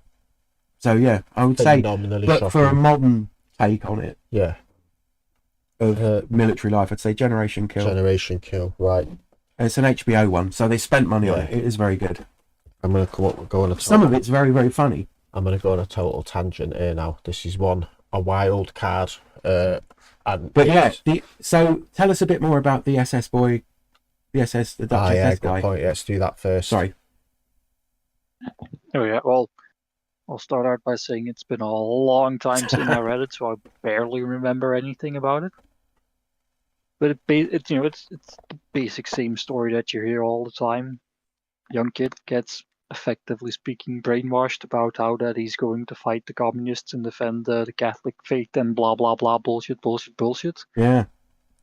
And then, training, and then gets his freezing his toes off, and then in the snow in Russia, gets stuck behind enemy lines, has to fight his way back, has to evade, etc., etc. And then eventually makes it back home. It's the sort of story of you get brainwashed, you realize everything is shit, he suffers a lot, goes back home, and then it's like, right, what the fuck just happened here? It's like, yes. That's a very European take on it, isn't it? Imagine that's basically what happened. Yeah, can you imagine trying to publish that sort of thing and the protagonist be American? Because, I mean, even Rambo ends on an uptick. It's not supposed to. Yeah, well... but, I mean, so, the thing... Oh, yeah, sorry for barging in, but the thing with, the Allies, they didn't lose, so how do I put this? I'm probably going to use the wrong words, but, the propaganda story needs to be kept intact. If you look at any memorial, all the graves are in neat little lines and rows, and everything is well taken care of. If you go to, for example, a German cemetery, it's just a big grass field with some plaques on the ground, and that's it. Because they don't serve a purpose anymore. They don't have to, keep up the prestige of the military. Yeah, definitely. I mean, they don't mention when they do war films that during the Blitz, organised crime went up. Yeah. And sexual assault. And murder. Yeah, the Cray brothers people committed way more crimes during the Blitz. Civilians, crime went through the roof. The police stopped bothering to investigate it because they're literally trying to run an emergency service while the city's being bombed, but plenty of people took advantage of it. Yeah. So when somebody talks about the Blitz spirit... Yeah. I mean, so when Nigel Farage, for instance, talks about the Blitz spirit, I'm like, yeah, exactly. You would have loved it. Yeah, robbing people while the back literally would have that's Nigel organised Farage's bank raids and stuff like that. So it's not often mentioned, but really bad things happened everywhere. War's not very good for anybody. Yeah, well, history's told by the victors, and they have the benefit of telling a manicured story as well. Whereas all the all the stories told by maybe the people on the losing side have to be somewhat redemptionary. Like there has to be, the guy has to be like, I realised it was all completely wrong. If you write a similar thing about a Japanese soldier, they won't go on about Manchuria or what they did to people in China or Malaya or any of those places. It would be like, I realised that the emperor was wrong, which is, it's almost an impossible belief set to request of a Japanese person of the period. that the emperor was wrong. The Allies were looking at losing, casualties being in them over 1 million, if not 2, trying to take Japan from the Japanese. Oh yeah, well some of this, was it the last couple of islands they took before you would have got to Japan? Yeah, once they got to Okinawa, they were the suicides they saw people committing as well, jumping off them cliffs. That was grim. As grim as the atomic bomb was, there is an argument it could have been worse if they did a traditional sort of land invasion. Again, that's the popular opinion. Yeah, we don't actually. We don't know though. We don't know though. The First World War could have been stopped with a telephone call. Yeah. It was only because in Sarajevo it's quite hard to get a telephone at the time in 1913-14. Yeah. Not many telephones in Europe. But Archduke Franz Ferdinand, Tsar Nicholas of Russia, the Kaiser Wilhelm and George V were all cousins. Yeah. Literally, they had all been to Christmas dinner together. The 5 people that caused that war, that caused millions of deaths, shared a maternal grandmother in Queen Victoria. You know what? I'm not joking. They were all related. And the escalations were made by those 5 men. Yeah. Britain bumped up its navy, started annoying Germany, stuff like kicking off. Because of the Bolshevik uprising in Russia and in the Balkan states that was affecting the Prussian Empire a bit, and the associated states with that, it all exploded into war because nobody would back down. And literally a family phone call. If if those cousins had the sense to set up a WhatsApp group between them back then, that whole war. Oh no, seriously. If you think the royal family were interbred, if you look at contemporary pictures of all 5 of those men, did you all have Hasberg? They all look a bit similar. Hasberg penis. They it is somebody's cousin who somebody's cousin for quite many hundreds of years. Yeah, they're all related. Literally keeping it in the family. That they're all related isn't surprising in European monarchies. But this is not at all surprising, if you look at their family get-togethers. Game of Thrones is a documentary at that point. Yeah. Yeah.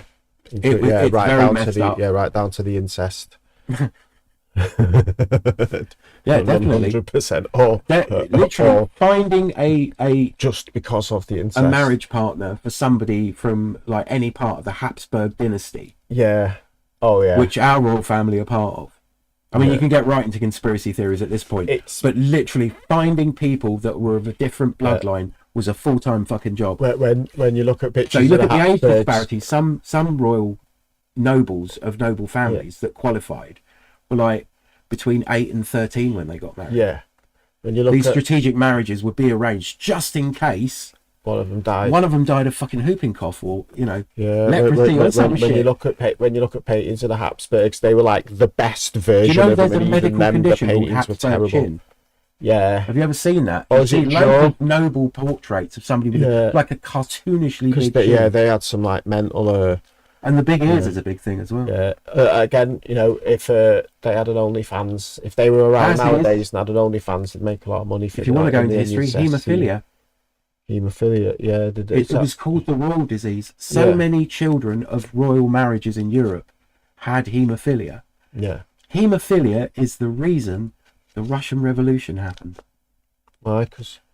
Well, you might have heard of a chap called Rasputin. Oh, God, yeah. He became the core... The whole song was done about him. But he claimed to be able to cure haemophilia. Yeah. And, of course, a crown prince of Russia, the eldest prince, he got access to the royal family, and literally his excesses were so public that it started to form the Bolshevik Revolution. Yeah. So the point where just prior to Lenin stepping in, there's all sorts of nonsense about Rasputin, all comes about being a wizard as well, and all this business, isn't there? Like, it took lots to kill him. And the lack of a phone call. Yeah. Because the Russian Revolution pretty much made Europe a WhatsApp group very scared. It's a bit like when the French had their revolution, people shat themselves. The rest of Europe just like looked on basically a communist revolution in one of the major powers of the world. Yeah. Right in the middle of everybody. People shit. They literally, I mean, they managed to mobilise an army pretty damn quick. The communists are coming. The communists are basically coming. Yeah.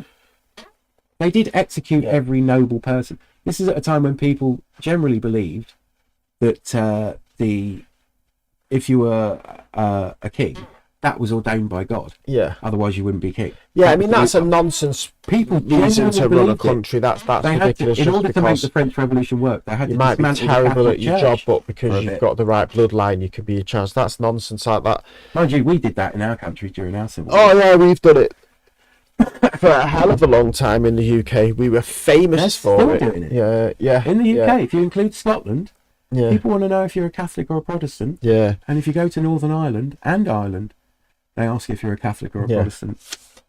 Good time to be an atheist at that point. Saw a great joke about that. There was an atheist in Ireland, and one of the ladies asked, "So, which God do you not believe in, the Catholic God or the Protestant God?" Are you a Protestant atheist or a Catholic atheist? Brilliant. So yeah, we still do it. It's crazy. I mean, if she was a Catholic atheist, a certain bed. As you know, because we think about the ad revenue, so we're not going to make any rude innuendo jokes. Well, you're getting scared now. No, I'm just thinking about them. You were going on about monetizing. No, I don't think we'll ever monetize this. You want to hear the joke? Buy the Patreon. On YouTube or like that.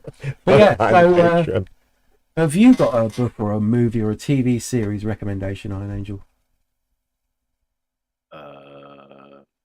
Probably.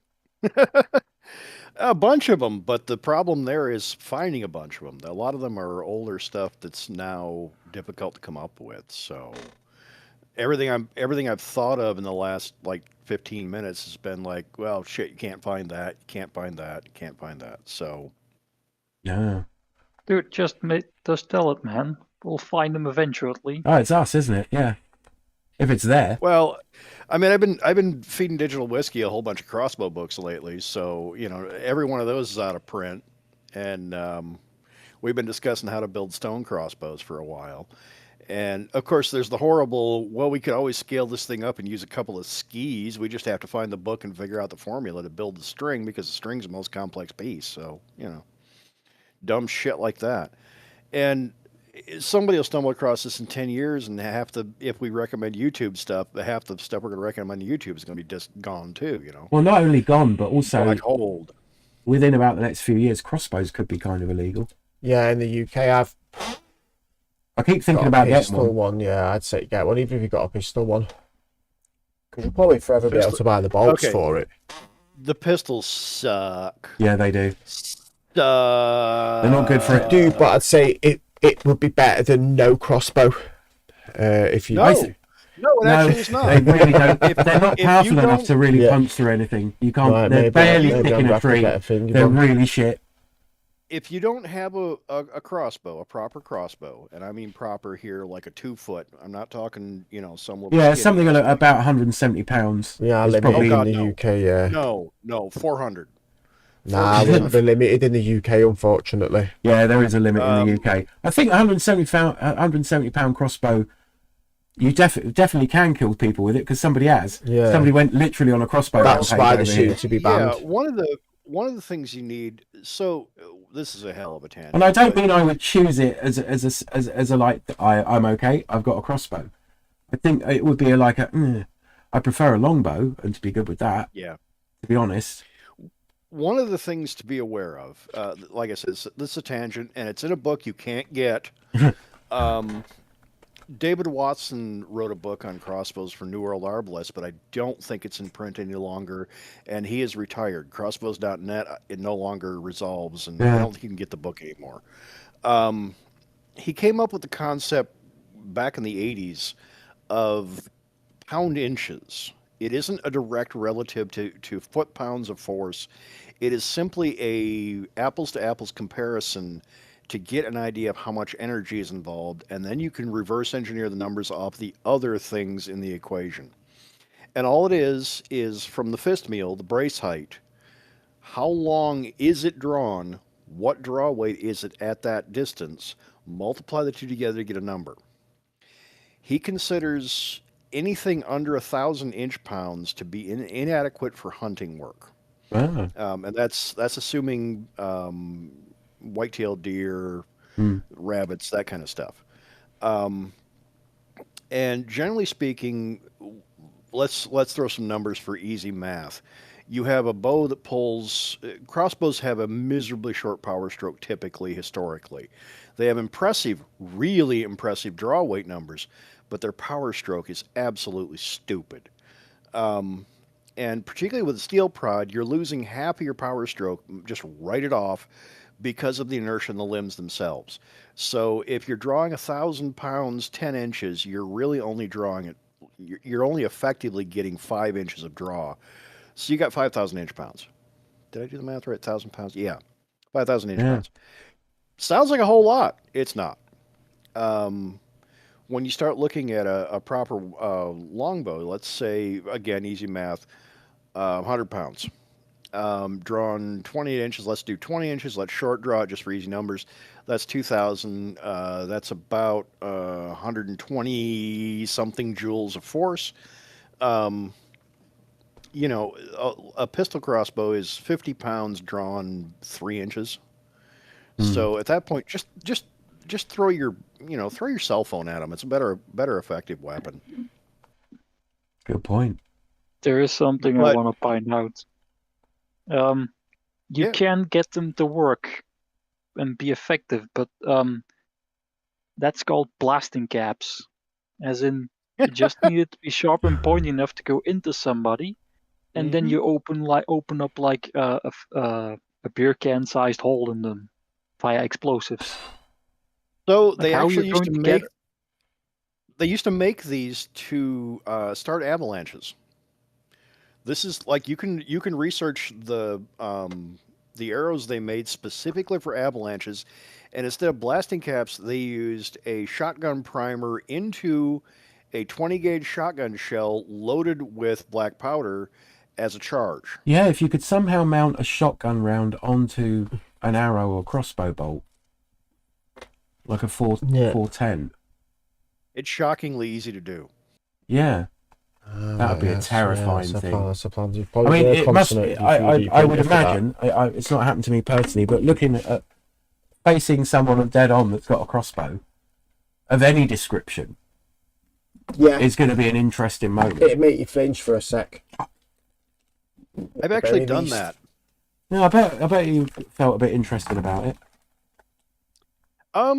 Crossbows concern me a lot less than several other things I've faced. Working as a bouncer, we got a lot of the busted bottles and people whipping out handguns and that kind of stuff. And almost invariably, when they'd pull out a handgun, it was up close. The most concerning thing I ever actually faced was a spear gun. Yeah, because you can literally see what's going to be sticking out of you. Because there's going to be a big fat barb thinking you. Yeah, that's not going to be good. Yeah, nasty. And he was just far enough away; it wasn't a 3-step grab. So I knew full well. And inside it wasn't an option. Yeah, I knew full well that if he got me, it was going to be a bad day. And it was one of the real heavy barrel ones, which means it's the higher pressure ones. Yeah. Which means you're looking at about 2,000 psi shoving a 2 kilo spear through you. All right. Not so much. But crossbows are actually they're really interesting tools. If you look at the Scandinavian bows, the whole William Tell thing, everybody kind of gets the whole William Tell thing glossed over. It really literally was like the Wild West. They wander around with them on their shoulder. Again, there's a great book on it. I can't remember the friggin' title, and it's out of print. And they're carrying these damn things around like literally like you would carry a rifle around with the prod across your shoulder. And they were dueling with them in the street. And the whole William Tell era, gun control starts there because they realized we got to get them to stop doing this shit. Yeah. They're about 440-pound draw bows. The Skein River bow is an excellent example. There's no metal in it. It's entirely wood, cord, leather. And that was really common. It probably drew about, right in that neighborhood, about 400 pounds, 450. And about 18 inches of draw. So, there's a decent amount of power there. Some of them draw 40 inches. They're basically a hand bow that's being overdrawn. There's references to a couple that are more than a cloth yard draw. They're huge. I mean, they're not small items, but if you look up how to build a PVC bow, you can strap that thing onto a 2x4 and start screwing around your backyard tomorrow. And instead of buying one, build one. Compounds are great up until something goes wrong, and then they're absolutely fucked. Yeah, there's a lot to go wrong on a compound bow. There is an archery club I want to join that's around here that has 24-hour access to the range. Yeah. Like you can basically get a key fob, you can take bow and arrows and air rifles as well, can't you? Yeah. I've actually found a shooting range that will allow you to shoot 22 long rifle. Ooh. Which in the UK is unusual. That's big. Yeah, big, and big it's not news. far away. It's literally big news in the UK. They've got their own gun club news. attached to it, but they operate as a "we'll teach you to shoot." It's pricey. It's up there with, say, driving lessons. So it's cheaper than a night on the town. You basically pay for an hour or half an hour. In a way, it is an hour. It is a driving lesson in a way, because you're learning to drive rounds down the range. Yeah, but they'll give you an AR-15 that's been converted to 22 long rifle and teach you to shoot, basically, which is a whole lot better than what you're currently allowed to do. Yeah, well, I mean, it's just better than you can't. I mean, I've shot, you've shot, but we didn't shoot a lot. Yeah. So, and these are iron sights. And I can definitely shoot with a scope, no problem. And I can just about shoot with iron sights. But to be able to fire 50 rounds down range, go away, and then maybe come back a couple of months later to have had fired around 100 rounds. What is your rules on airsoft like? Funny you should ask. You can have, I think it's up to 326 foot per second is the maximum power for airsoft. And without what they call a, I used to remember the name of it. There's a certain type to get an airsoft gun that's all black and looks totally realistic. You have to have been to an airsoft club so many times to get a type of a airsoft license type thing. Them. However, we have we've got blue and black ones. You can buy without them without any explanation, two-tone guns. Yeah. So as long as there you go. As long as one of the colours is not considered to be a military colour, so my one's red, your one's blue, but you can get them in pink. Yeah. But the ones that we got are power levels are about 300 feet per second. Yeah, they're just under the limit, so and they're quite you good, can powerful. switch it from single shot to full auto. I would actually recommend getting the bolt action spring guns to practice with. Oh no, we already managed to get the semi-auto and full auto. They're very comfortable. Both of us have shot. Yeah. They do a thing that's called a tracer unit, which illuminates glow-in-the-dark BBs. Yeah. Yep. And if you put the tracer unit on this gun... I used to have one. They were great fun. Well, it's a pistol, and it's kind of... It's the Action Army PF 001. It's the most moddable gun you can buy, but when you put the tracer unit on, it balances out like a SOCOM pistol with a suppressor. Okay. And you can actually do that thing where if you hold the gun right and you point with your non-trigger index finger in the support grip, where you're basically locking your hands around like a golf club, and then point with the non-trigger finger and lean forward into a proper weaver stance. You hit what you aim at with the thing. Out to about 30 yards. It's got a good range on it for that. Shoot out to 30 yards. Yeah. And the mad thing is, the full auto is just absurd. Will empty the 33 round magazine in about a second. About 1.2 seconds. So as a personal defense weapon drive-by with it, because you can safely keep it because the gas is contained within the magazine. So when you remove the magazine and put it somewhere separate, you can have it fully gassed up and fully loaded. And then it literally is a matter of racking it and firing it on full auto if you want to. So a face full of those. As a defense item. Yeah, it's like, look up. Look up airsoft injuries when somebody's removed their facing and their face looks like fucking hamburger if they've been shot with something full auto without a mask. As in, somebody has a gun on you and you just happen to be quicker. I'm betting on me in the face with 33 BB rounds, and then I have a gun. Yeah. I have their gun. Once you break about 400 feet a second, it starts to actually embed in skin. Yeah, it's pretty terrifying. We were playing out in the woods not too far from here, and a buddy of mine had swapped springs on his Springer, and we're like, all right, have you chronoed it yet? No, not yet, but we're gonna go out and try out and see how it works. And then when we finally chronoed it, 560. Yeah. And I had like 4 BBs embedded in my ribs for a week. That was a good time. Yeah, some scary stuff. Hurdy little bastards. Yeah, it wasn't nearly as bad as frozen paintballs. Suck. Yeah, I've been hitting the chin with a frozen paintball. Suck. Yeah, I remember exactly how much that hurts. I actually, the funny thing is we were up for police training a couple times because they were out the airsoft range one day and they're like, hey, we need some guys to be bad guys for training. You want to do that? Yeah, absolutely. We don't care. We'll shoot anybody. We don't care. Full time. And you're paying us to shoot cops? Okay. They said, well, yeah, but we have to use our markers. Okay, I don't have a problem with that. It's simunition. It's the little wax. Yeah, the ones that look like bullets. Yeah. Yeah, but they're about a half charge. Yeah. So when they come in hard, like 600 feet a second roughly, and those little bitches hurt. Oh yeah. And we had a great time with that though. So yeah, I mean, you could seriously encourage someone to go someplace else with those. We definitely need to do a garden shed apocalypse expert shirt. A UK home defense. Well, I mean, your guys' home defense is miles more options. We've already covered the most effective home or personal defense, home defense item there is: hand torch. Yeah, get a bright as shit hand torch, because no, seriously, somebody's out creeping around. They're hyped on adrenaline. They're like, okay, I'm getting into some shit here. And you hit him in the face with a hand torch, and that hurts like a son of a bitch when your pupil slams shut.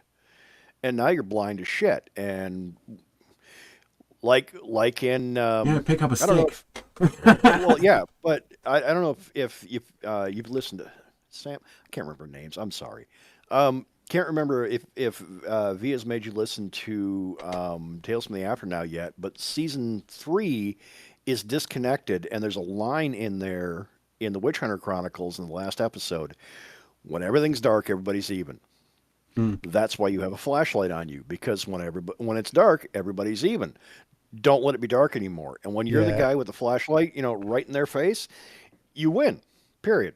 End of story. Yeah, seriously, a bright hand torch is one of the best home defense things there is. There you go. Another use for a good use for a torch. It would as well getting even a couple of hundred lumens in the face. Yeah, depending on how dark it is, it's going to blind you. Yeah, you're going to lose your night vision. This little shit in my pocket is a 200 lumen $8 from Harbor Freight hand torch, and I've come around the corner and caught a buddy with it once already and blinded him for about 5 minutes. It is not an impressive torch at all. There's nothing tactical about it. It's 2 AAA batteries. And yeah, more than effective. Yeah.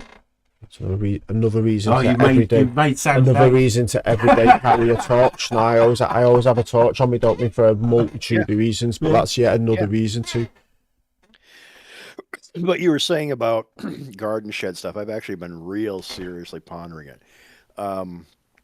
Because of the shop fire, I'm going to have to rebuild basically in the backyard right now to be able to work, and I'm real seriously considering doing okay, you're starting out, I got to restart, come along, Yeah, I'd definitely watch that.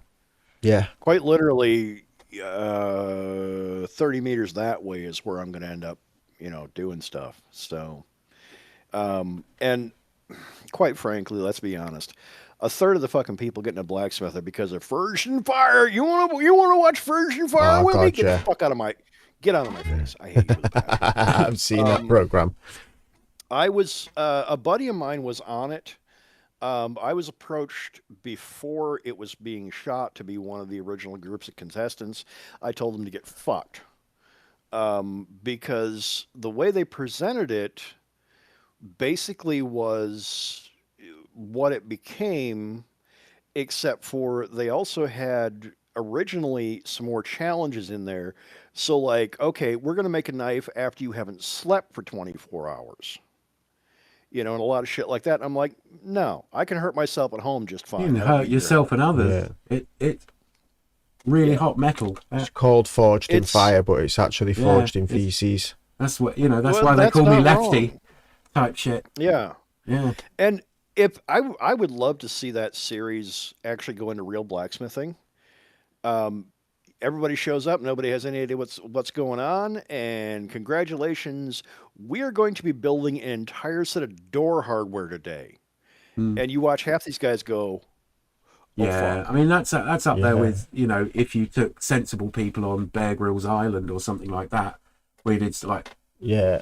the group of dudes surviving. If you actually put 5 or 10 competent people on an island, it would be the most boring television. Yeah, it would be good TV then, because it would be Not good for conflict. us. I'd watch it, no. but most people would be like, Yeah, "Well, they're not oh, arguing, or they're yeah, not. They're just getting on with their shit." They're not trying to have sex. Do you remember? Yeah. Well, there's that. Do you remember The Colony? Yeah, That was the show I wanted to be on because yeah, day I wanted one, to be on that. Oh, I remember, Oh yeah, my you got God, me to watch that. That was brilliant. day one, you don't have, you don't get to sleep. You get like 20 minutes to raid a convenience store, and then you go to wherever your base is going to be. Day two, invariably the raiders show up. Okay, so day one, the first fucking thing we do is make spears.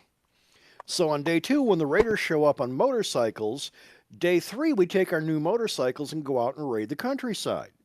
But they wouldn't like that. And then, of course, that series would end badly because it would be, day 30. Now you have to give it back. Fuck you. This is ours now. We're keeping this. Get off our land. Yeah, it'd be fun to really role play the shit out of it. Yeah, wouldn't it? yeah, stay there. That'd be for months. hilarious. You just took it totally serious, and the narrator would be Take it- going, "Well, that team seems to have taken it very seriously indeed." And there's one of the pretend raiders shouting at the director in the sort of like the outtakes and stuff. Brian, I told you this would be dangerous. Look, one of them's put a spear through my fucking arm. People were like fencing about it. Michael, come and look at this. I'll need stitches. Like, yeah. And because I'm an asshole and know a lot about really fun medieval things, there's a whole lot of weird weapons we're making fast. Yeah. It takes too long to But teach that somebody first to series where they use a actually had bow. a metalwork shop manager who knew how everything worked and actually rigged up charging for all the power tools so they could build shit. And he's just like, All drops. okay, so it's all out of like old 12-volt motors being charged up by bicycles and all that sort of shit. He's just about got it to work. They're all in series. He's done a miracle. They've got power tools with no electricity, and this guy knows how it all worked. And he just goes, okay, so when I tell you to stop using power tools, I mean it, because if you overdrain these car batteries, that's it. Yeah, It took us it's all really day hard. to get like 20 car batteries that were okay. Yeah. And then an afternoon to patch them all together so we could charge up power stuff. So when I say we've got to stop because I've noticed the voltage on all the batteries has just dropped, there's a point where if it drops below a certain point, we can't use them again. Yeah. And there are all these people ignoring them in order to build a shower. Yeah. And just like, no, you wouldn't have that with us. They'd be like, That's where We'd you know, all the shower next morning, together. Several people didn't wake up. yeah. You know what happened to that series, right? They probably got sued out of existence by the people that were on it. No. Season 3, somebody got killed. Oh, I'm yeah, not I think I've surprised. heard about this. Yeah, not surprised at all. The dumbest Went a damn bit reason. too far. Well, no. Guy fell down the stairs. Fell. They were on a 2-story building. Guy fell down the stairs and broke his neck. For the most unfortunate but completely realistic reason. They had to end it because it was like, yeah, we can't use this. We can't show this. So. Yeah. But that's definitely a recommendation if you can find it. The Colony. I recommend it. It's a weird sort of a game show. Part of it will make you angry. What they would do, but they did very deliberate things. It's a bit like Big Brother, but with survival. Yeah. And they sort of like, so the first half of people's specialist skill would be ex-marine, like security guard. It would be like mechanic. It would then be shop manager. It would all, half of them would be useful, and the next 3 would be primary school teacher, model, media student.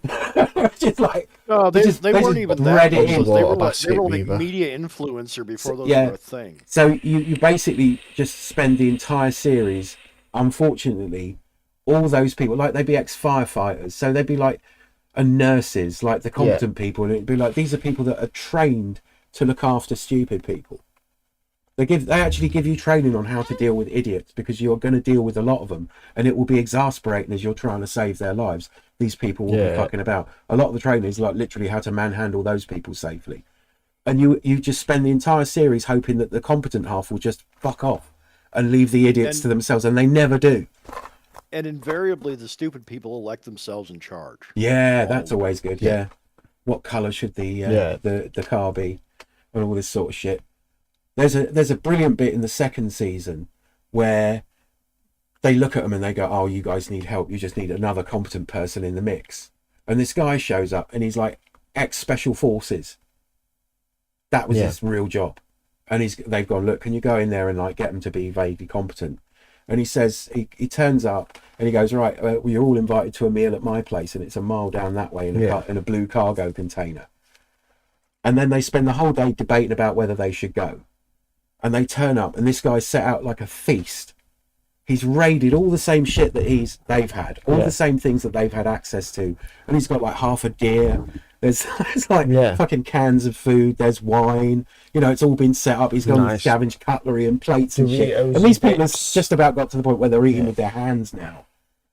And then they have a debate about whether they want this guy in their camp, and one of them's a model. Yeah, she gets kidnapped actually, and I wouldn't have got her back. I suppose they should have traded it with Didn't she get grabbed twice? Yeah, they were saying, look, please don't wander off, especially the women, because you know we're on camera.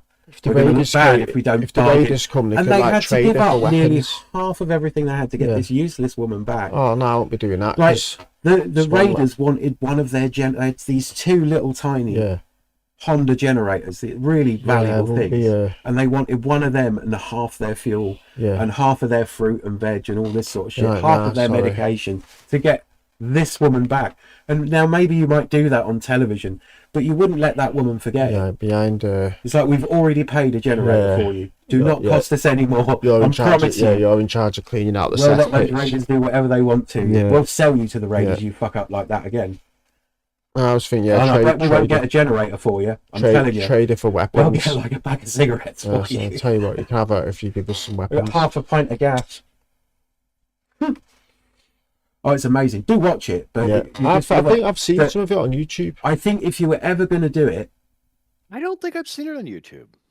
I don't think it's been on YouTube. I think you have to go and steal it from somewhere. I've seen it on some after speak. I watched some of the first season after speaking to you about it. I mean, this was might be out a few years back.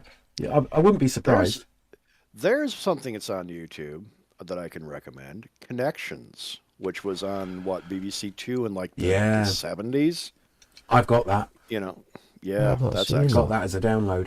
Oh, you need that. I tell you something that'll blow your mind. I've met James Burke. What? Get out on a train? Everybody you meet's on a train. Was this on a train? No. This was on the set of Connections Series 3. My ex-wife and daughter are in it. My daughter's a baby in one of the scenes. I didn't know there was a 3. Yeah. I've only seen 2. Yeah, there's when a did that third. come out? Not too long after, about 1980s. They did 2 seasons in the 70s, and then they did one in the 80s. Huh. I only saw the 2. But there's one where they shot at Chiswick House, which wasn't too far from where I lived at the time. And I was part of a reenactment circle that did Regency reenactment, and they happened to need Regency reenactors. I wasn't in it, but everybody sort of showed up. India and Sue are in it. Yeah. She's like a baby on this woman's knee. Blink and you'll miss it. But they needed a crowd. And so he was talking for some reason about Giuseppe Verdi. We met the actor playing Giuseppe Verdi, who was hilarious. So I just gone, it's just Joe Green, isn't it? I wrote a little song and everybody like it. We play it in the theatre, you might have heard of it. Da, da, da, da, da. And he does all the bit, and he's just fucking around because he was like, he wanted to stay a bit in character, but we were laughing. And then James Burke walks around the corner, and he's a lovely man. And I just said, I've got to ask, and I know this is a long answer, what's the episode about? And he told us what the episode was about. So literally, he ran through it at light speed. Yeah. Because what he did was he going, I'm going to show you how the invention of the match leads to someone landing on the moon. And he'll connect it, invention by invention. Like, all these inventions had to happen for this mad level invention. Or the silicon chip. Or, you know, he'd end up with lasers or some crazy shit like that. Yeah. From, like, banging two rocks The together. invention of a computer all the way to 2 girls, 1 cup. But he literally explained it to... There's a terrible idea. We could do, like, modern... And I did at versions of one point connections. have the front You page of his could make version that of a the terrible script program by signed by using him. a certain logic. Because he was as astonished to be recognised. He's one of those famous people that is just amazed that, like, he doesn't watch his own stuff. And he's not so famous that people recognise him in the street. Not like, he wasn't like rock star famous. He was like a face on television, so he occasionally bumped into people. But because he did the sort of programmes that he did, only a certain sort of person would recognise him. You have to be kind of interested in things to know who he was. But he was a lovely bloke. We chatted to him for about 15 minutes. And he wasn't in like a massive... He did at the end, he was like, no, you know, I could literally stand here all day and talk about stuff. But, you know, I will eventually have to be on camera. See, this is where you have to go, okay, after we get done shooting, you want to hang out. But yeah, you can't really time up. And also, I had a woman and a child to get back home. And the child was a very small child. And children need an inverse proportion fair. of shit organised compared to their mass. Should have Once they get to about 12 or so, you don't really have to lug a lot of shit with them. But when they're babies... You've got a pushchair, you've got a whole nappy bag, you've got at least 2 or 3 bottles, you've got backups of clothes, you've got a lot of shit to organise across public transport. Across London, basically. You should have baited him and said, come out for a drink with us, the baby can drink us under the table. Now, I did, this is another tangent, I did meet a very famous, like, columnist for the Times once. Like, famous. Yeah. Like, if you read the Times, you knew who this guy was. If you listened to Radio 4, he'd been on, like, he was like, sort of fairly posh journalist. And I went to a Regency thing that he'd been invited to, like somebody knew somebody at the time and said, I'll get someone to come to this event. And it was like a Regency do at Chiswick House again. Yeah. Because it looks brand new. It's a stately home, but it's all like bright white marble. It looks contemporary. Yeah. So people shoot a lot of Regency stuff, which was when it was built. So anyway, I'm at this thing and it's awful. It's really the worst sort of cosplay for Regency before cosplay was a thing. It was aggravating. It was everybody that was there was hamming it up and being super important and overly into intrigue. It was like Ren Fair, but Regency. And this guy, I was having a terrible time. So I just went outside and rolled myself a cigarette. And I was just standing outside, not being in there in the cool night air. And this guy walks up to me and he goes, oh, you look like you needed a cigarette as much as I did. And he sort of sparks one up. He goes, how you doing? And I was going, yeah. And he didn't tell me his name. He goes, and what's your name? And I just went, Zach. And he went, okay. And you're here? Oh, yeah, I'm here because my wife's here doing a thing. And he goes, it's awful, isn't it? I said, oh, yeah, it's terrible. Mustn't tell anybody because they're obviously having a whale of a time. But yeah, I will, if we're here for another couple of hours, I'll kill someone to get out of it. And he laughed and he said, so what have you come as? Because I was wearing a military uniform. I said, well, the only thing I could really justify was a Sea Fencibles lieutenant. And he said, why? I said, because it's the lowest amount of money you can pay for a commission that it's possible to pay. It's like just about with aspirations of being middle class and doesn't necessarily want to go and fight in the Napoleonic Wars. And he said, why? What did they do? I said, they were literally dockyard security. So like the people the Navy wouldn't take, just like, fuck no. It's like the most useless people ever. Like we're talking people that are too maimed to go onto a man of war with any experience. You were a Regency mall cop. Yeah. And he said, what do you do? I said, I work for a security company. And he said, you've got to be the only person in there that's not pretending to be someone else. And he just said, I've got to shake you by the hand. Zach, you have just made my evening. You're the only person in there not trying to be count of this or countess of that. And he said, and I know posh people and these people aren't posh. And it's really embarrassing watching them do it because they've got no idea of proper etiquette, which hasn't changed since these people were doing it. And he laughed like a drain. And he looked at me and he said, speaking of proper I know you can't. Oh yeah, I just finished this story. He goes, I know you can't just run away, but if you could, I would we'd go clubbing in central London dressed like this. It would be a hoot. And he fucked off. And I went back in and they said, where's AA Gill gone? And I said, who was AA Gill? And, the guy with the really expensive looking costume, because he'd gone to Angels and Bermans to hire it. That was part of his newspaper story. And I went, oh, he's just said he had other things to do. And they were all super disappointed and shit, because that was the one celebrity at the thing. Anyway, this is how I got thrown out of that Regency reenactor group. Oops. In the following Sunday's Times, AA Gill writes up this event, says it was an absolute fucking travesty, and how he wouldn't be seen dead, and the only high point was going literally into Chelsea clubland that night with all the posh birds running around, dressed as fucking Mr. Darcy, and getting propositioned by hundreds of women that thought he looked hot as fuck. And he said the only saving grace was this guy called Zach that I met outside having a cigarette. And he did this whole layout of the conversation, and he said that was the only bearable person that was fucking there. And they threw me out. Nice. But then a friend of mine said that you made that shit up. And he combed through the archives of the Times. He combed through the whole archive of the Times to find the story, and he went, I didn't believe you. You sat and had a fag with AA Gill and slagged off the party you were at. But you've also just described pretty much the entirety of Adamant's career. Yeah. All right, I gotta go make dinner. I'm just gonna mute the camera and okay, man. Yeah. I don't think we'll be doing it for too much longer. Yeah, I better get cracking shortly. Yeah, I'm gonna go off to bed too. So okay, we'll call it at that. We need to do this more. I mean, yeah. This is, yes, it definitely. Goes in weird random. But this is on YouTube, right? Oh yeah, I'm quite. Yeah, okay. I have yes, it on TV right there. famous. I'm watching it right now. Okay, so we're going to wrap it up. We away. didn't get through all our stuff. I bet I get messaged by Harlequin tomorrow night, or something's happened. Yeah. So I hope he's all right. I know we ripped on him a little bit at the start, but there may well be. Yeah, but we need to do this with a reasonable level of regularity. We need to work out a day where most of us are going to be free. But we'll wrap it up there. It's been fun. The streaming now works. Find this and have watched this far, thanks for being here, but we're real sorry.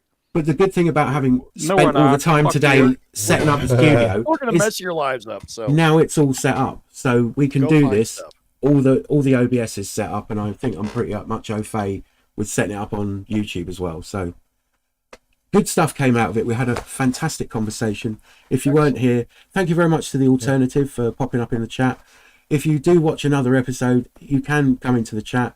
We'll even, if you really want to be on the show that badly, we'll hook you up with the link into the Rangers thing so you can actually be on part of the conversation. So if you're watching this in the future and we're still doing it, it's open. And it was brought to you by Bad Dragon for that sweet sponsorship. Oh yeah, I had to move stuff out of reach so I can't actually wave it on Sponsored by Acme Explosives and the NRA and the National Crossbow Association. Yeah. Come see us at the SHOT Show. Oh, your next NASCAR rally. Yeah. Stranger shit's happened. Bad Dragon seriously needs to sponsor a NASCAR car. Plan for the future. They just have the penetrator written across the front. And if we're racing two at the same time, we call it the double penetrator. You'd have to have two cars. Yeah. With a giant dildo on the front, like the cars in. Yeah, you don't want to be hit by this. Even the gear stick inside the ship could be a dildo too. It'd just be a scale model. You'd have like a painting of the Longhorn that you get on people in the South cars. Even it'd just be painted on the bonnet, but with Even the revometer, instead of a little needle, it was a tiny penis. Well, that New Zealand president got pelted with dildos. Do you remember that? We'll have to cover this later, but you realize this is a great theme for 24 Hours of Lemons. So look that up if you haven't. Seriously, where Halloween meets gasoline. Look that up. It's bizarre. Well, okay. Good night, everybody. We'll wrap it up there. It's been fantastic. Take care, guys. Good night. Thanks for joining in.